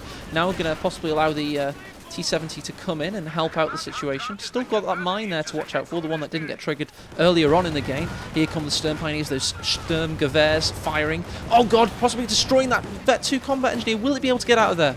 Yeah, I think he'll make it out of there. The conscripts, however, may not. It's the last shots from the Sturm Pioneers. T-70's been wildly ineffective at its entry due to the fact now we've got double Raketans on the field with the T-70. I think Luvnest went maybe double Raketans feeling that it could be a tier 4 rush. I think maybe he felt that due to the timing, that maybe there was going to be a T-34, you know, or even the 85 a little bit later on. So he's got to be laughing now that a T-70's just rocked up on the field and he's got all this AT set up with the tier 4 protection. I mean, the T-70 was nullified from the start. Yeah, and I've got to be expecting Luvnest to begin Special Operations Command Panther here because he says of it on stream it is, you know, ridiculously powerful. He's sick of seeing it, which implies he'll use it because Luvnest is not scared of using things that aren't trendy. He will just go for the most powerful option and more power to him. Well, it's still double fuel for Baumy at the moment. I really hope he can make use of it. We'd love to see tier 4 go up, because something like a Katusha could make all the difference right now when you do have a static battle group set up behind this building here. It's a very, very good it's a very, very good unit to have, and he has got the big fuel coming in at the moment. 36 fuel income for Baumy, over 16 for Luvnest, so he should be able to make use of this teching advantage. He's got that demo on the munitions point, so he's very eager to decap that munitions so he can then... Oh god, no, he can't see anything at the moment. So he needs to cap it so he gets line of sight. At the moment, that demo is useless. Very unfortunate there that he didn't have eyes on that. Yeah, he could have got at least 4 of the 5 Folks Grenadiers and got a nice little pickup, but it's still there for the late game as long as it doesn't get shown to the Sturm Pioneers, which do have the panhandle out and are looking for mines. Oh, nicely dodged there. Still don't have any sign of the tier 4 coming up. Engineers are in the base, so it's clearly not a priority to him, but I guess maybe he's going to wait for the fuel. Maybe he's going to wait for the right amount of fuel to tech up and get the 85. So maybe Katusha isn't on the cards for him right now. No, I would imagine, yeah, it's probably wants to get an 85, then maybe Katusha. It's a tough one. I honestly think, like, at this stage, with the T-70 out as well, like, you might do more work with an early Katusha. What if the Panzerfahr came on the field? Well, you know, you've got hopefully some AT somewhere eventually. He's got tier 2, I mean, he can build it. He wants T-34-85 first, definitely, when he gets that tier 4 up. And T-70's not doing much work yet. It's not got hardly any kills. It's not got any veterancy. just idling around, trying to scoop up units. Look at these 2 Vet 3 combat engineers. That's better repair time and faster repair time and no damage penalties whilst repairing. So interesting there. This is a nice little push in with the conscripts here. There is, of course, no defense on the left side entrance to the battle group is set up, so conscripts are able to just run in. There's a low health Fox Grenadier squad, and these conscripts could aura in and make short work of them if they really wanted to. Wants to get that combat engineer in the house, so he's going to vault the wooden fence, get in the house, offer superior capabilities here. And this is really dangerous for Luvnest. When you've got a combat engineer in the house and you've got backup coming from the PPSHs, it's going to make it difficult for him. This is a really nice assault here. The ISG looks like it will go down. Yes, it does go down to the flamethrower engineers. Conscripts need to be careful here because they seem to be attacking the actual battle group rather than any of the infantry there, which seems like a huge waste of time. He's never going to get that. Just losing models there. So I'm a little surprised to see that the conscripts were firing at that structure. But we have Tier 4 is now up on the field. We're close coming up to I think is it 135 the T-3485? Yeah, something. I think it's 130. There you go. Yeah, so he's probably going to be getting that first. It's a wise decision. No mortar target, obviously, on this commander. He does have, however, have conscript repair, so he can keep the things better on the battlefield. And also, with 2 Vet 3 combat engineers and another combat engineer to boot, you can expect any tanks of Baumy to have very low down times in this game. So that might offer better battlefield presence.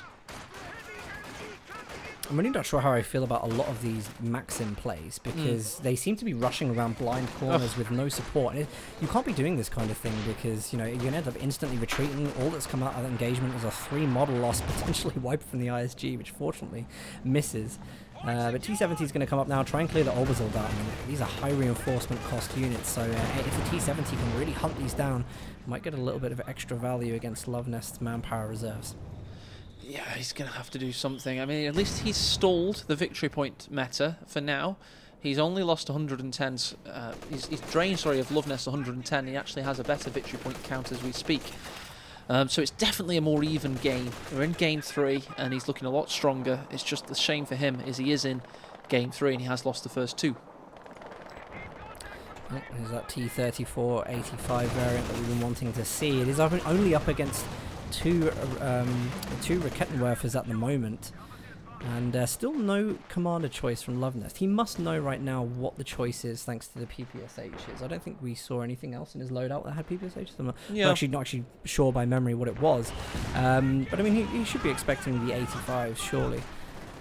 Such a, in my opinion, a bit of a meh commander choice. It's nothing to be super fearful of. You all kind of come up against T-3485s a lot, and he definitely knows about them now.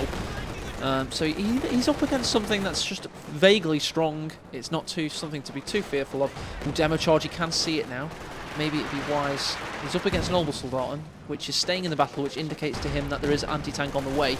But now the Obersoldaten's up against the T-70. He's going to have a difficult retreat path, but won't go past the demo. Luvnest wins an engagement in the south to take munitions. Should hopefully take that VP as well. That'd be great if he can take 3 VPs at the moment, just to really put that pressure on, give himself more time to get into the late game. But right now, of course, we're all talking about how this T-3485 is going to deal with everything on the right.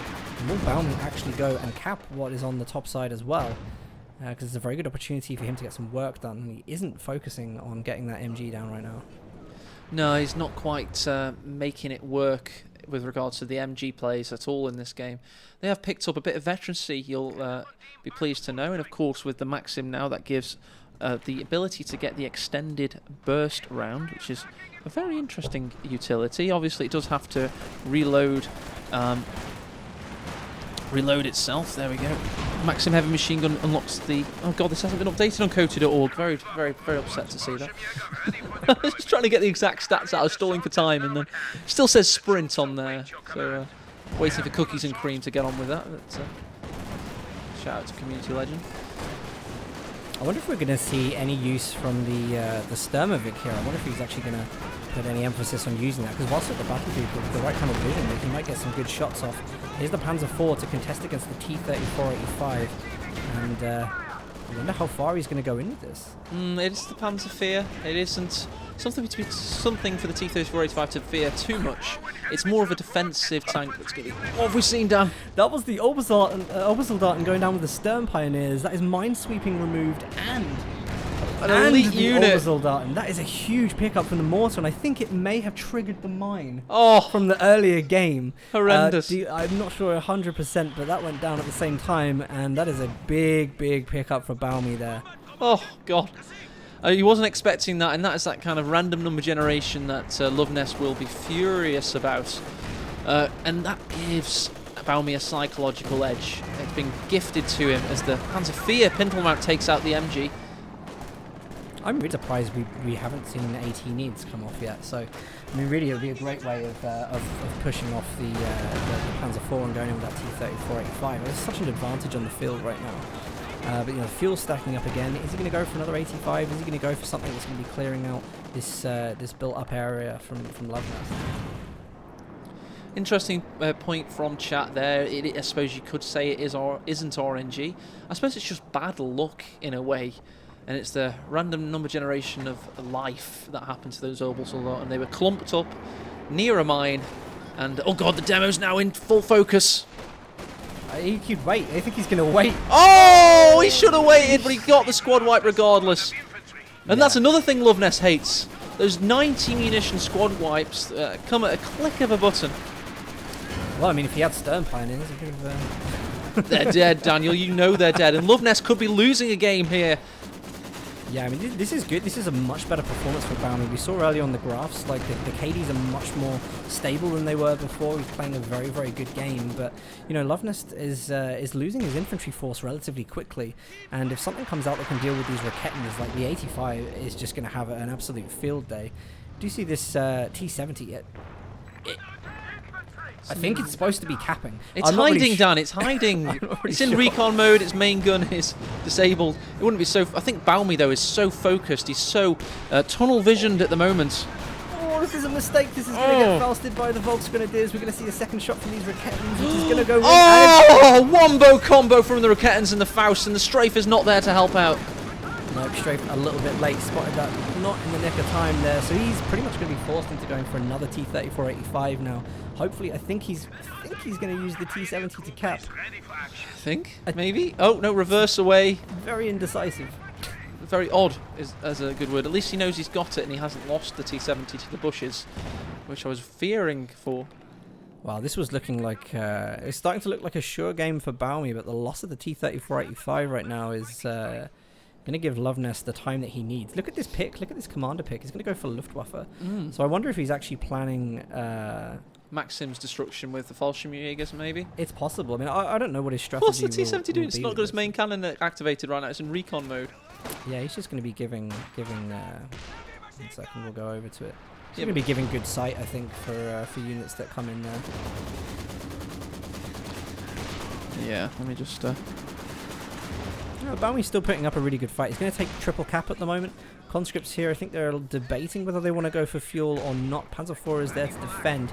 There's just so much army built up in the center here. I really would love to see some more indirect fire. Of course, the mortar did go down. It was structurally destroyed by the Panzer IV when it came down over here. So I feel like some indirect fire would make a world of difference here. Not happy to have seen Lieutenant Baumy use the Strafe because, quite frankly, it's a waste of munitions on this commander. It's nothing like the Loiter. But I am happy... Oh, God, I'm not happy if that conscript does. I am happy to see a triple cap in place right now. He's pushing down Luvnest's victory points and getting himself in a bit better position.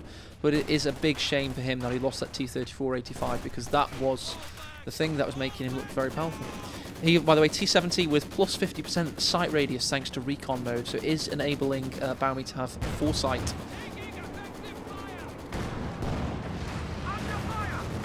This is about to become a difficult game for him. Of course, trickling down the VPs, you know, this is the game 3. He's already 2-0 down, so it's not just about that trickle down anymore. It's about complete dominance of the VP game to make sure that he wins this. He's got a lot. He's lost the VP game. He's lost. It counts on the winners' victory point counts, not the losers. So no, I mean, like in this game. Oh God, sorry. He has Yeah, to drain yeah. 500 VPs. He has to just focus on that. He has to be all over those VPs right now in order to get a chance for a game 4.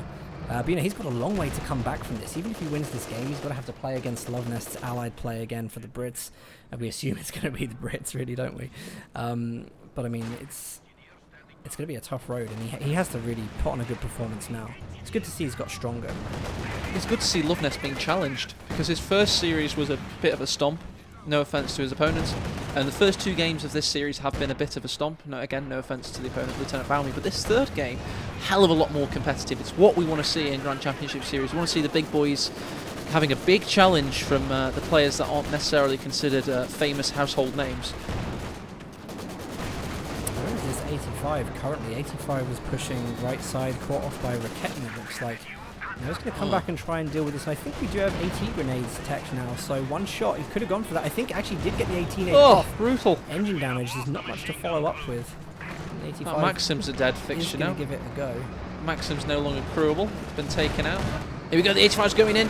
The Panzerfear is damaged, however, it's up against a hard front in those Raketenwerfers and can't actually go in for the killing touch. And you also had a Panzer Faust coming in from that Vet 4 Volksgrenadier, if it even dared to stick around. I really do like this double Panzer IV build, actually. I think given that he'd taken the first 85 down, it's a really, really good way of controlling multiple VPs with vehicles. Probably one of the best things he could have done against infantry play, really, was get 2 of those on the field. It's steady. It's a very steady approach, and these general-purpose, jack-of-all-trades tanks are good, and in the hands of a great player like Luvnest can be great. So 2 of them in tandem with the pintle mount can actually be very strong.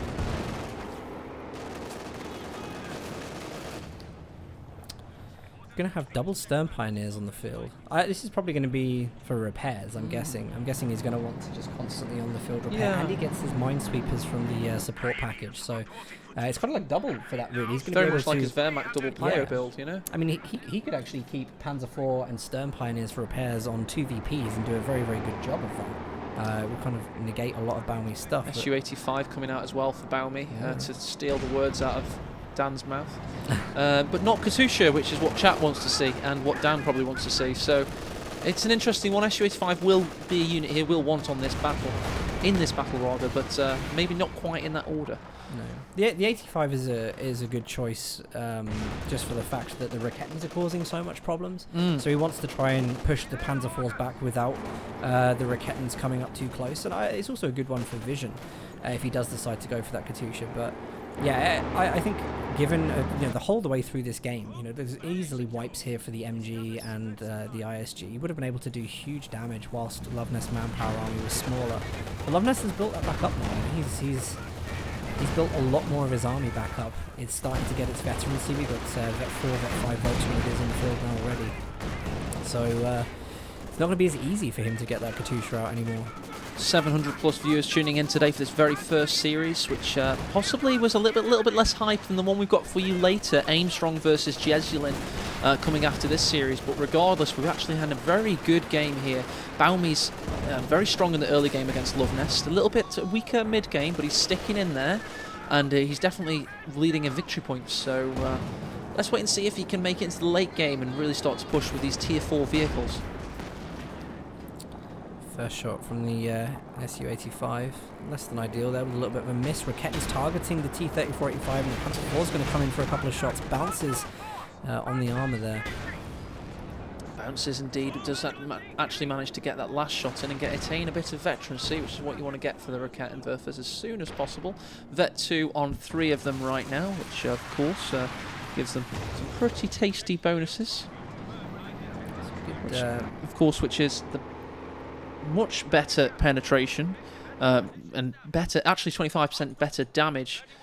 So it's ridiculous the amount of penetration they get at Veterancy 3 relative to their starting position. So there's 2 of them now. So they're actually pretty damn good AT guns now, Dan. I think that might have been a wasted demo. Ah, sorry to overlook your point there. No, I wasn't even looking at the game. What happened, my friend? I'm just I believe there was. I can't even remember actually if there was cover there, but there was no baiting. Like, he blew the demo. He must have known that it wasn't going to get the full squad. I don't even know if he actually had the vision to do that, but he could have run round. He's a bit of a novice at baiting. He's not a master baiter at all. I really think that he could have he could have done something with that situation, but it was like he blew it prematurely, and he you know he could have done more with that, and we've seen that twice now. We saw that with the first demo. We're seeing it with the second demo. I wonder if really the game could have been a little bit different with a little more attention to those details. Nevertheless, army values are starting to look relatively even. Good veterancy on both sides. I really think at the moment, look at that indirect fire. He may get this Vet 5 Volksgrenadier. It's got a horrible retreat path right through the center. And this, again, these are like game-changing moments. He's got to take this off of vehicle only. There it goes. Now we have to target. Yes, there he goes, gets it. And these are good pickups. These are really important pickups. One thing to pick up on, Dan, is that the mines are being swept by Luvnest and being replaced by shoe mines. So he's taking what should have been a nice safe spot for Baumy and replacing it with a danger zone. Luvnest is getting very aggressive now, Dan. He's pushing up into territory he's not pushed up into quite yet. He's spotted the Su-85. Rakettenwerfer are about to open up, but the Panzer is getting in position also. This could be a push from Luvnest. He's getting a little bit aggressive. He's getting tenacious. Definitely a good opportunity for him to start doing that, although pushing too far. I think he's realised right now that there's a lot of mines that have been planted by Baumy through the central area. He's triggered a couple of those, and you know, he does have to be very, very careful. Look at this though. The Raketten's doing so much work, just constantly eating away at the health. It's going to put a lot of pressure on the engineers to keep repairing these units. Whilst T-70, I love this combination, T-70 with the Su-85, just trying to make sure he can get cheap shots off at all times on the Panzer IVs. It's a nice combo, but as we have seen, we now have a situation where it's a level playing field, quite frankly. If you just started the game now, Dan, I know we're in the third game, we're 34 minutes in. Both players have the tools available to them, the map control available to them, and the VP count in their favour to literally just see the game as it stands. But we all know that OKW are a late game faction, so possibly Luvnest could grow a little bit stronger. Oh, what a shot from the Panzer IV there, wiping so many models from these conscripts. He's not going to chase for the kill though. I think he possibly is worried a little bit about mines. Raketten's going to catch the Su-85 off here in the centre, which is turned. Thank God it didn't turn too far, otherwise it wouldn't be able to get that angle to go away. Panzer IV, I think, was maybe looking at chasing. I think, you know, like, Luvnest has gone for all three tiers, which leads me that he may be looking at King Tiger later on, if the situation calls for it, because he'll be able to throw the Panzer IVs in quite deep, and then bring on a King Tiger later on, which could be a really... No Katusha yet again, but I think against these Rakettenwerfers that it seems like Jove is currently playing. The cloaked Rakettenwerfers pushing up deep into your opponent's territory. The Katusha, quite frankly, might not stand a chance against that, so it might be wise that he's not gone for it, in all honesty. Yeah, it's a difficult one to call, I think, because, you know, anything used right can be lethal. I definitely think that kind of unit is something that is called for here. But what is he going to do to get away from this? He's going to have to try and do something. He needs to decrew the Rakettenwerfer, for all honesty, but Luvnest has now hit the retreat and does get rid of the veterancy on that Rakettenwerfer. That's a big pickup. It honestly is, and the T-70 is now marauding in. I don't know why it's pushing that deeply. All it needs to do, I mean, this is a great unit for providing vision at the moment, so he needs to be careful of that. It's going to go to destroy the Raketten, which is going to put pressure on Luvnest to get another one of those out. But this is great, actually, for him. Actually, having one of the Rakettens down means that he does have a pretty good opportunity to push with the T-34s now. T-34, speaking of which, nearly died to that Panzer IV, but was saved by the Su-85, pushing away the medium tank. I honestly think this is shaping up to be a very, very good game, and the VPs have been tied like this constantly. You know, because Baumy is putting that extra attention now onto VPs, like, you can really see the difference in how the games are going.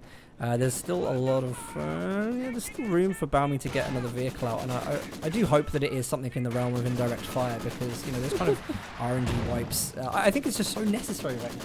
You know, fire the Katusha, then move in with the tanks. I think you got a good job there. Don't you dream of Katushas? I do. Oh god, this Vet 5 Sturmgewehr wielding Volksgrenadier running through the flames and gunning this Vet 3 Maxim down. It does not stand a chance. This can go a number of ways. In fact, he's not going to cap because he's got the Sturm Pioneers here. That's worked out so in his favour. Because he's not capping with the Volksgrenadiers. He's going to see the demo charge, and nice little job there to do that. Here it goes. Oh look, yes, Katusha. Okay. Yay! This is good. Yay. I like how excited you got for that then. You're like Finally, a kid yeah. getting a PlayStation at Christmas, you know? I think this is going to be really difficult because the T-3485 now are really... Oh, wombo combo from multiple angles, taking out that tank. This is going to be really good now because he's just got all the things. He's wiped the second Ricketten as well. T-3485s have now got a Needs to really be good aggressive. line It to needs go to in. go for the jugular. He has it right now. He can go for it. Why isn't he not pushing in? Go for it. You can take him out. He has to know. He has to calculate that the 2 Rickettens are down. There's only 1 Panzer IV in the field. What does he have to be scared of right now? Nothing. Luvnest name value only. Yeah, this is literally, it's just a psychological little game here. He's got to push in with these T-34s. The Katusha is coming in, which is probably going to aim over to the battle grouper. What is he doing? Is he going to try and destroy the Ricketten first? No, he's aiming at the MG in the center. I'm sensing a lot of panic from Baumy here. He's in an incredible position, but not taking advantage of it at all. He's taking out the Schwer. We have the Ricketten taken now. The Su-85. The Katusha comes in with the barrage. White the Ricketten again. Su-85 continue to take out the Schwer. It must be down on its last legs now, Dan. We have a little look at that Schwer. Well, at least he's getting the tier 4 down. I think this is kind of being important for him to push this off. There you go, and Luvnest throws in the towel. Fantastic work from Baumy. Yeah, that's a good game. That's a really good... Awesome game. That's what we want to see. It's been 36 minutes of upset in chat, because everybody in chat, I mean, I'd love to give a roll call of everybody saying 3-0. Spoilers, can we get to the next series? No, we can't. No, we can't get to the next series, because a little 2-word sentence for you now. Lieutenant Baumy. I'm just thinking, sorry. Why are you sorry, Daniel? No, nothing. I'm not sorry at all. I think... No, nothing at all. I'm just like looking at that engagement. No. So I'm not even going to say it. No. what did you see? Tell us. Go on. No, I'm not going to say it. What could have gone differently? No, nothing like that. No, nothing at all. What's up? Nothing. You thinking? Oh, I know what it is. No. I know exactly what it is. That one Katusha barrage that killed a 2-man Rakettenwerfer, you think was the reason he won? No, not at all. That's what you're trying to say. It's only one barrage. No, not at all. You're literally just equating that with being on the field with winning. He did it all with all the tanks. There's nothing to do with the Katusha. You'd love it to be the Katusha, though, I know. I would love the Katusha to be MVP there. You see, it came on the field and it won the game. It only killed a 2-man Why did we have Raketten. a 30-minute game? We could have seen the Katusha win the game, 20 minutes I agree, Dan. It wasn't anything else he did. It was just that Katusha. He listened to you. He must have... yeah, exactly. Oh, yes. But I didn't think I'd be updating that score, to be honest. Oh. The 2-1. Best of 5. He's got to now play allies. Luvnest is going to have to play allies. And I think, let's just think back to the OKW performance of Baumy from game 2, I think it was. Wasn't great. Game 1. Well, either way, it wasn't great. No. It's game 3 performance, so that's what we're talking about right now, and it's on Clodney Firma in the next game. So it might be the map he had problems with. Crossing in the Woods is far different to Clodney Firma. Clodney Firma is built up, lots of sight blockers, lots of flanking opportunities, and if you're aggressive and if things go your way, you can really make it work on an open map like crossing in the Woods against Luvnest. In my opinion, it's going to be more difficult because it's just an open playing field, and you're up against. I think you're right. OKW performs well on Clodney, actually, and I wonder. I mean, because my expectation is for Luvnest to play Brits. If I'm totally honest, I think that would be the expectation based on ranking. But I don't know how well he'd do on Clodney. It's going to be an interesting one. I think he would be potentially offering up another win for Baumy, which would be, hey, if we get the game 5 after this, would be fantastic. I'm conscious that we did have a raffle open previously, which I need to announce the win of. So for those of you that were there to do the raffle before, this is for a Company of Heroes 2 Commander. No need to raffle now because it has closed. But we're going to draw, and the winner for that is going to be Control Lock. So Control Lock, congratulations. I will send you a Twitch message. You will get a CO2 Commander. I will message you later on for that. And I think we'll open up another one as well, just because we're planning on doing some for the series. G4 has started, by the way, just to let you know. That's absolutely fine. Okay. We'll reset the raffle. And second giveaway for today is going to be is going to be a copy of Ashes of the Singularity, which has been given to us by Stardock through Callum of General's Gentleman, the Machine. It's a very good game. It focuses more on strategy and not so much on micro-intensive blobbing, etc. Well, it is more about your army composition, where you position it on the map, because things take a hell of a long time to get into position. Very much like Strategic Zoom cast. What was that game? Supreme Commander. Yes. Sorry, we're with the strategic zoom. So you are zoomed out in this one. You can zoom back in, but it's all about army composition and getting things into position and timing things and getting everything ready. So if you like your RTSs a little bit slower, which you're a Company Heroes 2 fan, you may just do. Genuinely check out Ashes of the Singularity. It's had poor review scores thanks to its single player, which I'm sure as Company Heroes 2 fans we can all appreciate. But it's multiplayer is now being headed by a community fan favourite in Callum of General's Gentleman. And I should probably snip this advertisement because this is the one I probably want him to see when he gave me all those copies, because this has been the best one. But it does look really good. I've played it. I really enjoy it, actually. Game 4, by the way. I know it started right now. You guys saw the information on the screen. Luvnest is going to be playing USF on this map versus OKW. This is going to be a great matchup. Not going to be playing UKF. Not going to be playing as Soviets. Again, USF is another one I don't really get the time to see him play. So we're in for an interesting game. Game 4. You want to know a secret, Dan? Go for it. Luvnest losing in Warpaint Championships in a best of 3 and knocking out a player of such name potential was my primary motive as like the more tournament kind of organizer kind of guy. I didn't want that to happen again.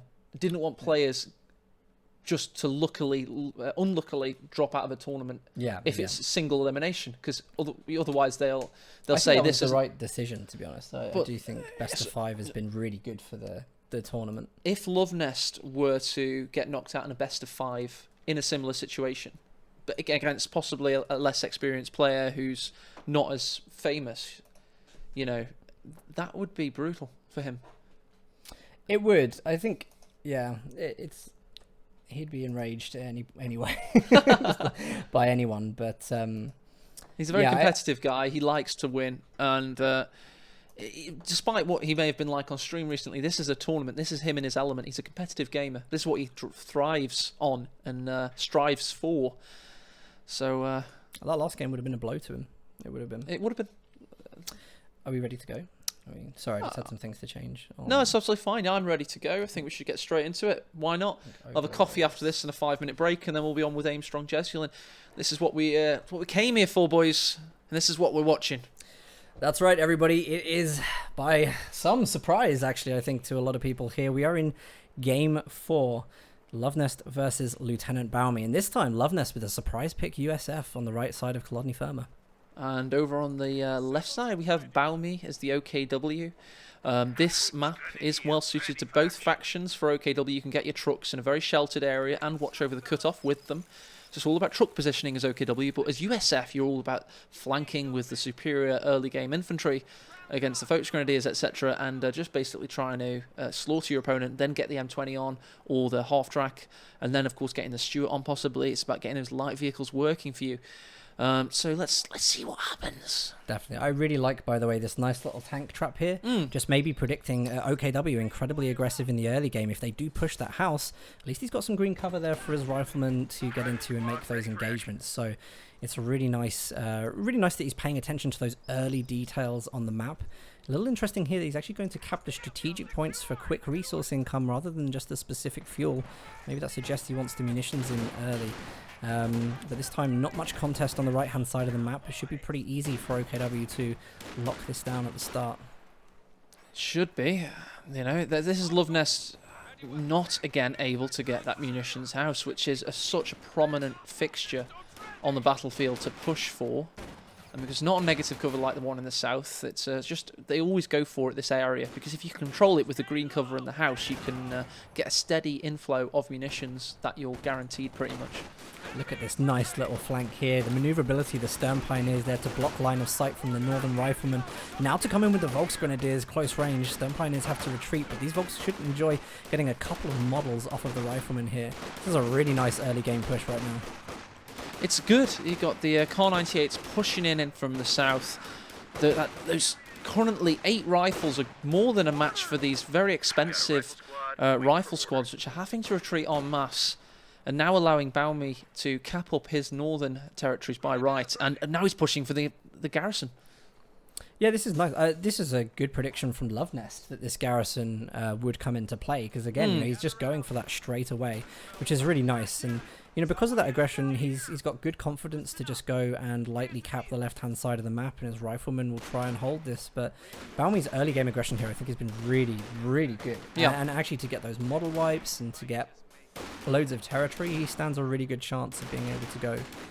I think what we're seeing here, honestly, I don't want to keep touting the best of fives and early rounds as being the greatest thing ever, but it is allowing slightly weaker players on name value to settle into a series and gain their confidence. In previous tournaments, you've always had the big guys just smashing the little guys and them not having the chance to redeem themselves, and we're not having this in GCS. We're having guys like Baumy who, let's be honest, will have feared Luvnest coming into this, despite what they may have said if you asked them. They will have feared Luvnest. But he's lost the first 2 games, and now he's settled into it. He's got nothing to lose. He knows that. It's just a computer game at the end of the day, and he's playing damn well. He certainly is, but Luvnest on the counter-attack here manages to take an absolutely vital building right outside the OKW headquarters. Now he's going to go for the strategic decap that denies resources and the VP. So this is going to make a very, very difficult situation for Baumy to come back from. He needs to keep the long range with the Volks Grenadiers. He really needs to deal with the riflemen, and his tier truck has just come on the field. So be interested to see what he decides to go for as his first pick. See how he's going to deal with the rifleman combination. It's half track's going to be interesting to see what he goes for. Has gone for mechanised in previous games, but he's a little bit close to base this time, so maybe try and get those 4 Volks Grenadiers kept healed up. He did well to keep this strategic point. Actually did a really good job there with what he had on the field, pushing off the rifleman.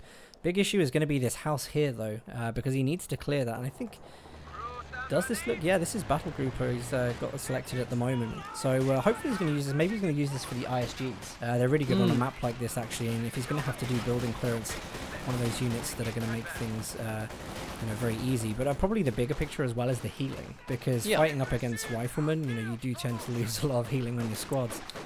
Those M19s are very good, and they will diminish your capacity to survive, quite frankly, on the battlefield if you don't keep your squads healed. Here we go, Volks Grenadiers maintaining the possession of the north with frenzied control of this cut-off. They've got to control it because they don't currently have the central victory point. So he's This is so risky against the mortar. I'm just waiting for a mortar to land right here. Already seen that happen in G1 with Mortar Armageddon when he lost 3 squads in quick succession to mortars. He has moved them en masse. Oh, God.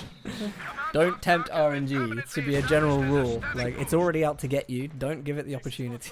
Well, it's exactly the same. In any game with random chance, it's all about playing the odds, and that's what makes the great players and company heroes rise to the top, as they play the odds into their favour, much like great poker players, etc. And you do not want to clump up 3 units behind a wall against a mortar, because then the odds won't be in your favour. Well, he's going to push the field a little bit with some lower health squads here. Clearly got a little bit of desperation to get rid of these units in the middle. I think we might... do we have the tier finished yet? Yeah, so he does have access to incendiaries if he wants to throw one in the house. And there it goes to try and push the rifleman out. This might allow him to push the mortar a little bit around. He's going to have to. He's going to have to keep it packing up, and otherwise it will just constantly harass him. However, it must be said, again, Baumy with good victory point control this game, and that isn't what Luvnest will want. Luvnest is one of those players that wants... Ooh, big mortar round goes in.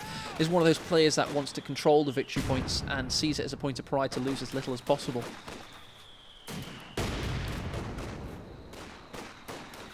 It's a prestige game.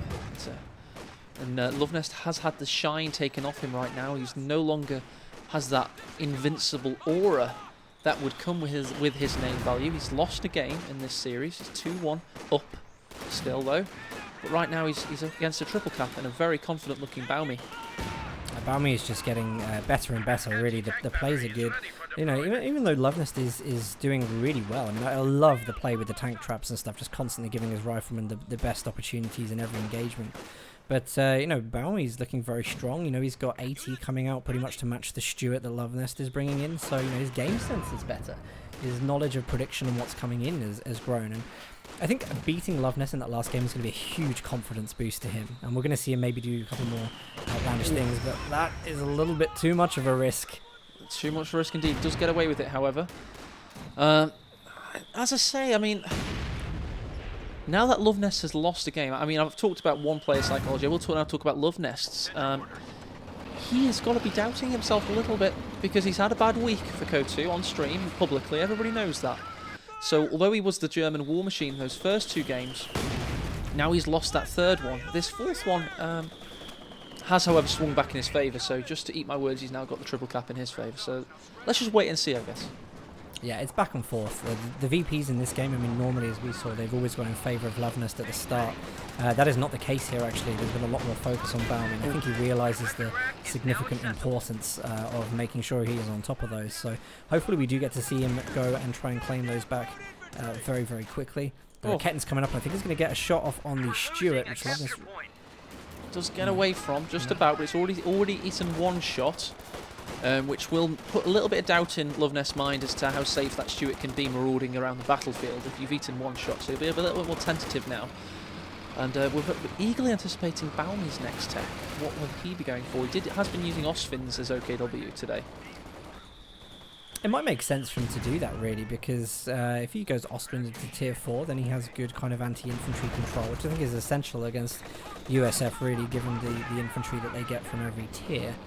But this is a great push here on the mortar. Really, really nice push there. Almost Fallschirmjäger-esque there with the Sturmgewehrs flashing as they jump out of that garrison. Did get saved by the rifleman there. I feel like he's potentially a little bit too free moving with a low health squad there because you don't know what mines there. You know, there's a couple of commanders here that have access to lay mines. You don't know what could have been outside the door to the church there. You know, so he does need to be careful pushing with these. And the stern pioneers, from what I can see, they don't have the upgrade yet for minesweeping. Doesn't want to make that mistake of losing any models, any units to mines here, because if the second USF outmatch you in infantry is a really difficult situation. So surprised Luvnest hasn't played Soviets. He's up against somebody that does not use minesweepers. We've not seen Baumy use a minesweeper today, quite frankly. As Soviets, he was going for flamethrowers on every combat engineer. We haven't got the battle package up for Stern Pioneers, so Luvnest has missed a trick in his strategy. He definitely should have gone, in my opinion, for Soviets and spammed mines, which we've seen him do to great effect in previous tournaments, and in fact the tripwire flares. Yes, yeah, of course, yeah. And tripwires are still very good. I mean, they'll oh, they're great. They're really good. 1 model kill for 10 munitions. You can't argue with that. Again, I mean, this is yeah, he's going to hit the retreat button good. Really worried about where that unit was going at that point. But Stuart again going to try and test the centre. Raketin lines up for that first shot. Will it hit? This is you got to flip a coin on this. Oh, it hit. Don't normally see that. No, when you've got a Panzerschreck on wheels, that's really inaccurate, and it hits. You should be really happy with yourselves. Lieutenant there, very nice unit with the bar, of course.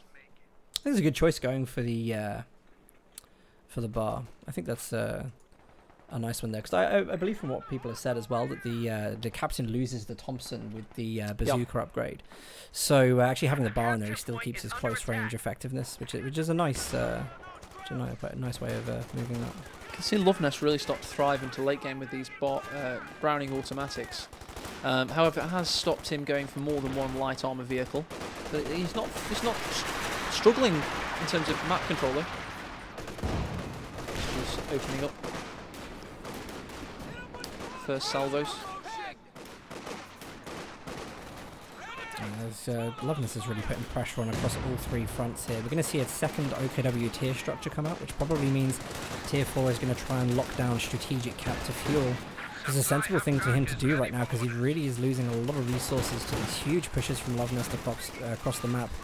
Luvnest is also going to go in with that MG, and he might actually be able to pick one up for free here against Baumy, who massively overextends with a 34. That has got to go down. No. Yeah, nearly got behind the cover. It could have actually survived that if it had gotten behind those piles of wood there. He's going to cap it, which means he's going to get 2 MGs if he retreats that out. That's going to be a huge problem for Baumy. At least he does have the ISG on the field, but it's got a lot of work to do. It's up against the mortar of its own, and now he's not going to be able to push the territory so that he can get his tier 4 down. This spells disaster for me. It does spell disaster for you, but it also spells disaster for Baumy. And Baumy needs to really think about getting an Ostwind on the field ASAP, in my opinion, or any kind of call-in vehicle that can help break the deadlock. Because he needs something that can soak up pressure from MGs. He really wanted to take that MG there, but he hasn't clicked the button, and he's got a hell of a lot to run through. He's got Hellfire and Brimstone to run through, but in fact, Luvnest has missed a trick, and he'll be cursing himself there, but he did want to get the MG, and he saw the Sturmgewehrs of the Sturm Pioneer coming up, so if he gets away with the MG, it was possibly a good decision. He might still get the pickup, though. He does with a great move from the Rifleman there, jumping in the building, benefiting from the sight to get that last angle he needed to take the model down. Made the best use of a bad situation and gets away with the MGs, so not necessarily what we were expecting there, but a great recovery to get the same result. Looking like Luvnest is back on target. He's Project Luvnest is a little bit over budget at the moment with losing a game, but he's definitely back on schedule. Well, Baumy's going to go with Luftwaffe ground forces. I'm not 100% sure why everyone's picking this at the moment. I haven't seen this around for a long time. Yeah. Perhaps there's going to be coming. I would admit I would love to see more of it. But I guess... what is it of that faction that he really, really wants? I can't figure it out. Fallschirmjägers aren't meta. I think you would probably want to go for the quick wipe. I think really you just getting, if you can get back in a building, then you have a good chance. I think it's very map dependent. There's so many buildings on retreat paths on this map, so. Sturm Pioneers in a difficult situation as the Stuart finds them. They're trying to gun them down. They're going to go for it. They're not going to go for it. They fear mines, and that's Luvnest showing the kind of. Oh, of course, there's Schwer as well, but you're laughing. I couldn't see because you were panning. It's all, no, I'm joking. But and that's what makes people win tournaments. We see Jezulin play against Havoc, Dan. It was all stuff like that. Be aggressive, but don't be too aggressive. And of course, remember Von Ivan with his push the other day. Oh, yeah. He just went in for it, but then just stood there, didn't go too much further. And that's what you want to see. Von's pushes have been absolutely incredible. He always picks a very, very good moment to push here. And we haven't seen that from all players, to be honest. There's been some really good moments to push that haven't been particularly utilised. I mean, even in that last one we saw with the SC-85 T-34-85, I see some people saying, maybe he's scared of mines, but so what? There's no Raketans to finish it off. There's nothing there. Go get triggered by the mines. You can wipe everything. It makes no difference. Well, he's got 5 bar platforms right now. This Browning automatics will just be dissipating Baumy's forces with every push from Luvnest. The only territory he can't push right now is the Schwer Panzer headquarters. I do think bars, when you have that level of rifleman, I do think that's a really game-changing tech for USF. It allows you to be so aggressive. It really unlocks like something else in that faction. Even with the STGs, the bars do phenomenal work. I think the thought process is as thus. See a full health squad coming back onto the battlefield, your opponent's gone battle grouper, and you're not going to be getting up against Panzer Lukes very shortly. It's the same meta as coming here as one against Wehrmacht. If you went VARs against Puma, you were out of the game. But if you were up against something a little bit more tier 2 based, you had the chance to go for Browning automatics. Same meta in this situation. You can upgrade your units if you're up against heavy infantry. Yeah, it's such a good job, really. I mean, huge force here. The double MGs, I think actually getting that reclaim with the MG for the OKW MG is so effective, because now you have got the issue, not just of having to deal with these barred riflemen. You can't actually push the territories for flanks anymore. You're never going to be able to get those incendiaries off against those MGs with the bars hanging around. So, now you just got a situation where the mortar's doing its work. We might see a nice wipe here, though. Oh, Sturmgewehrs! Oh, suddenly super effective and actually do something for Baumy. That's a really nice pickup. You have to make the best use of everything that you get given, and that's really nice. It's going to force Luvnest to build another rifleman. So Luvnest is clearly valuing this huge infantry build. Do you know those people in America have Sturmgewehrs because they're not allowed machine guns after about 1980? So those people in America just have a Sturmgewehr. Yeah, it's weird. They're one of the only machine guns you're allowed over there. Right. So there's like 100,000 in circulation, and people just say, "Hey, do you want to see my STG?" It'd be pretty cool. I bet Von Ivan's got one. Wouldn't surprise me. Stuart doing good work in the south there. Yeah, Stuart's done a lot of work this game, actually. I know someone on 6 kills, but the harassment has been good. You normally see this, like dead north, dead south. Like, he's putting good micro on that unit, really. constantly pushing the center territories. And of course, let's not forget, you know, this US mortar at the moment, which is just constantly putting pressure on the position here. We have got nades tech now, which means smoke in, and then we're going to see the grenade going in there, not focusing on denying the structure, but more trying to get that squad whilst they weren't looking. But Baumy's got good reflexes, fortunately. And I kind of wonder what he's going to wait for. Is he going to go Panther? Do you think he'll go Panzer 4? To be honest, Baumy continues to do exactly what I don't predict. So I daren't predict what he goes for. His build orders aren't quite as tight as somebody like Luvnest, who's very easy to predict. So we're just going to have to wait and see, I guess. I think Luvnest is better at making the right call for the situation, though. You know, I mean, he's selected armor company here. I imagine, like, why not M10 rush? Why not, really? If you can get the damage to the tier 4 here with them, then, you know, why not? He's going to have great off-map artillery lace run into the game.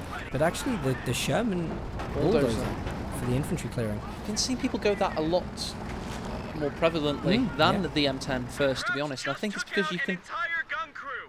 Ooh, let something die, that's good. Oh, yes. We're absolutely sadistic, aren't we, here in the community? So something's died, that's good. And the bulldozers on the field, and people do go that first, because if it doesn't matter, you can just get an M10 out straight away after, because they're really cheap. If you're not up against the tank. But again, you know, talking about Luvnest making the right decisions, this is the right decision. You know, there's no armor on the field for an M10 to counter. Why would you build it, really? It's do you know what I mean? It's kind of like a response thing. He's got the fuel. He's got the fuel to pop an M10 when he needs it. So why not focus on what's on the field right now, which is infantry. He's going to clear it with the bulldozer Sherman, hurt the manpower of Baumy, and just make it more and more difficult for him to climb up to any late game tech. So it's a good decision, and this is where Luvnest really, for me at least, comes out as a really strong player, because yeah, he can do all of the micro and maneuver things on the field he wants, but you know, it's his prediction of what's coming, his analysis of what's on the field. And he makes very, very good decisions consistently. So everybody competing today, competing over the previous 2 Sundays, and next Sunday is competing for a place in this quarterfinals, where you're guaranteed at least £60 as a GCS player, as the bulldozer demolishes that house and demolishes the unit currently occupying it, or now dead. That looked like more than one unit to me, if I'm honest. There's a lot of XP flying around there. I don't know if he had something else. Check out the graph if you... Oh, the Oberstdorfner is at peril as well. They've got a difficult retreat path. Big shot coming in from the howitzer. Predicts it, misses. Was an attack ground there. Sure was. We don't get to see enough of this. I'm so glad there's no one in front there. What does that say? It says, don't do an ammy bullet siphon. I'm trying to look at what it says. It's not going too well. And all I can hear in my right earphone, or speaker rather, is just the treads of the bulldozer, and that's all Baumy can hear. And it's just going to be menacing for him, because it's constantly making big shots like that and exterminating squads. It's like a Dalek at the moment. Oh wow, it's what a huge fight. And yet he goes back in with another squad. That's a strange tactic. Yeah, I mean, this is a very bad situation for him right now. He's getting the Panzer IV up, which is a sensible situation to just try and contest this. But of course, as we already discussed, Luvnest can just pop M10s. I can't see, like, with the amount that's on the field right now, and he can't push up to the bulldozer. The Raketans are always going to get uncovered by this. The smoke is coming down for play. I would say this is very excellent play of USF by Luvnest, and I personally can't see a way this Panzer IV is going to make the difference needed. I think the bulldozer is pretty much bulldozing Baumy's kind of lasting presence in GCS up right now. It's on a construction rampage, and with it, we're losing a very valiant warrior who now only has 45 victory points left and dropping, and is still pushing as hard as he can against a bulldozer and losing models because of it. Yeah, this is the desperation for the VP cap, really. That's all it is. Oh. Also, another pointer is Luvnest is playing as the faction with the lowest win rate in auto match versus the faction with the highest win rate in auto match. He's going for the push here. He's missing a couple of shots due to the movement, but looks like he's trying to go for some kind of flank. He's pushed it off, so he's done the job. Nice. But is it enough for him to cap? He's got the Raketan coming in there to try and decap. It has been revealed by the captain. Didn't manage to get on the North VP, so 15 VPs remaining. I don't think one is going to do it. This looks like it's going to be GG here. predicting the 3-1 is about to hit any second. But a good series, honestly. Oh, it's been really good. The first 2 games were a bit stompy, but then Baumy settled into it and made a real show of it. Very well played by him. And with that, Panzerfield dies the hopes and dreams of the OKW here in this situation. And yeah, he's never going to get down to this VP in time. It is GG. 3-1 in the series. Goes to Luvnest. It does indeed. And Baumy, if you're watching and listening to this, thank you for playing in the Grand Championship Series. You've done extremely well. Look forward to getting your... You will get one thing done. We've just had, by the way, some good news about the faceplates being made for this tournament. Rita Rush has made a very excellent prototype version, which we've given the thumbs up to today. So every player will get one of them at least. But one thing you'll always have done is the memories. You'll always have the memories. And I'm not being facetious, he will. He's competed in a tournament, gotten all the way through placements, gotten through round 1, into round 2, and taken a game off possibly one of the finalists in Luvnest. So there you go. Yeah, I think it's one of those things as well, like taking part as well, and just like having your name out there and getting as far as that is really good. So hopefully he's enjoyed it. I'd like to think as well that players enjoy these tournaments. Definitely. It's generally like a lot of the idea. So yeah, good games, and you know, as you say, to take a game off of Luvnest, you know, playing OKW is a huge achievement. We do have the next series coming up relatively soon. 5 minutes, let's say. Let's say in 5 minutes' time. I think we need to make a coffee. Yeah, I'll make a coffee. Get the game and start. You've got that raffle prize to give. Well, we'll do the raffle after the weight screen. Boom. Okay. Thought we had one open, but we can keep it going, I guess. Don't want to give away too many copies of Ashes of the Singularity. So, is it still open? Can they still be added to the raffle? Yeah. Exclamation mark raffle if you want to be added to the raffle. We're going to draw it after this 5-minute break, then go into what is going to be an awesome series in Aim Strong, the Danish War Machine versus the Spanish Destroyer, Jesulin. Two, quite frankly, Goliaths of this game. Jesulin, if you don't know, is a former ultimate grandmaster of KO2. He was #1 all 4 factions and literally won every single tournament in 2014 pretty much, and some in the early 15, but not quite the same height he was at. But then again, Aimstrong's not quite the same height he was at, so they're returning to former glory and on the collision course for catastrophe today. We've got to put out some points there, you know, because Aimstrong, as you say, like, you know, coming back into the scene, and you know, he's like learning the things again. He's setting his own metas. You know, we know he's literally invented a strategy that everybody's copying. So we know he's a very, very good player. But you know, Jesulin looked incredible the last time we cast him. He cleared his series with ease and with style. We know that he likes to play very safely up to a very high pop cap. Yep. And then use everything in a burst, which is fantastic. Yeah. I don't like that, by the way. No, that's fine. No, but it's great. It works. It works for winning, but for casting, it's like he's waiting for 100 pop cap. He's waiting for 100 pop cap. He's waiting for 40 minutes in. Oh, there we go. I like it. I think it's a good way for players to see good gameplay, and that's what it is. It is good gameplay. You know, and I said earlier, like, I think he's reviving himself back to his 2014 status. Jesulin, the Spanish Armada. I like that. I was calling him Destroyer, but Armada's better. We'll go with that, actually. He is but, the Inquisition. Also, Danish War Machine, they're not really much warfaring, are they? So No. The creamy Danish, something like that. No, the Danish custard. I don't know if custard. it want to be called the creamy Danish or the Danish pastry. But all you need to know is that it's going to be an incredible series. Don't go anywhere. And remember, if you're enjoying the stream, then do tweet out. Tweet out to everybody that you're watching. We've got an incredible series coming up next. We're going to get some coffees and make sure that we're absolutely prepared for some epic casting.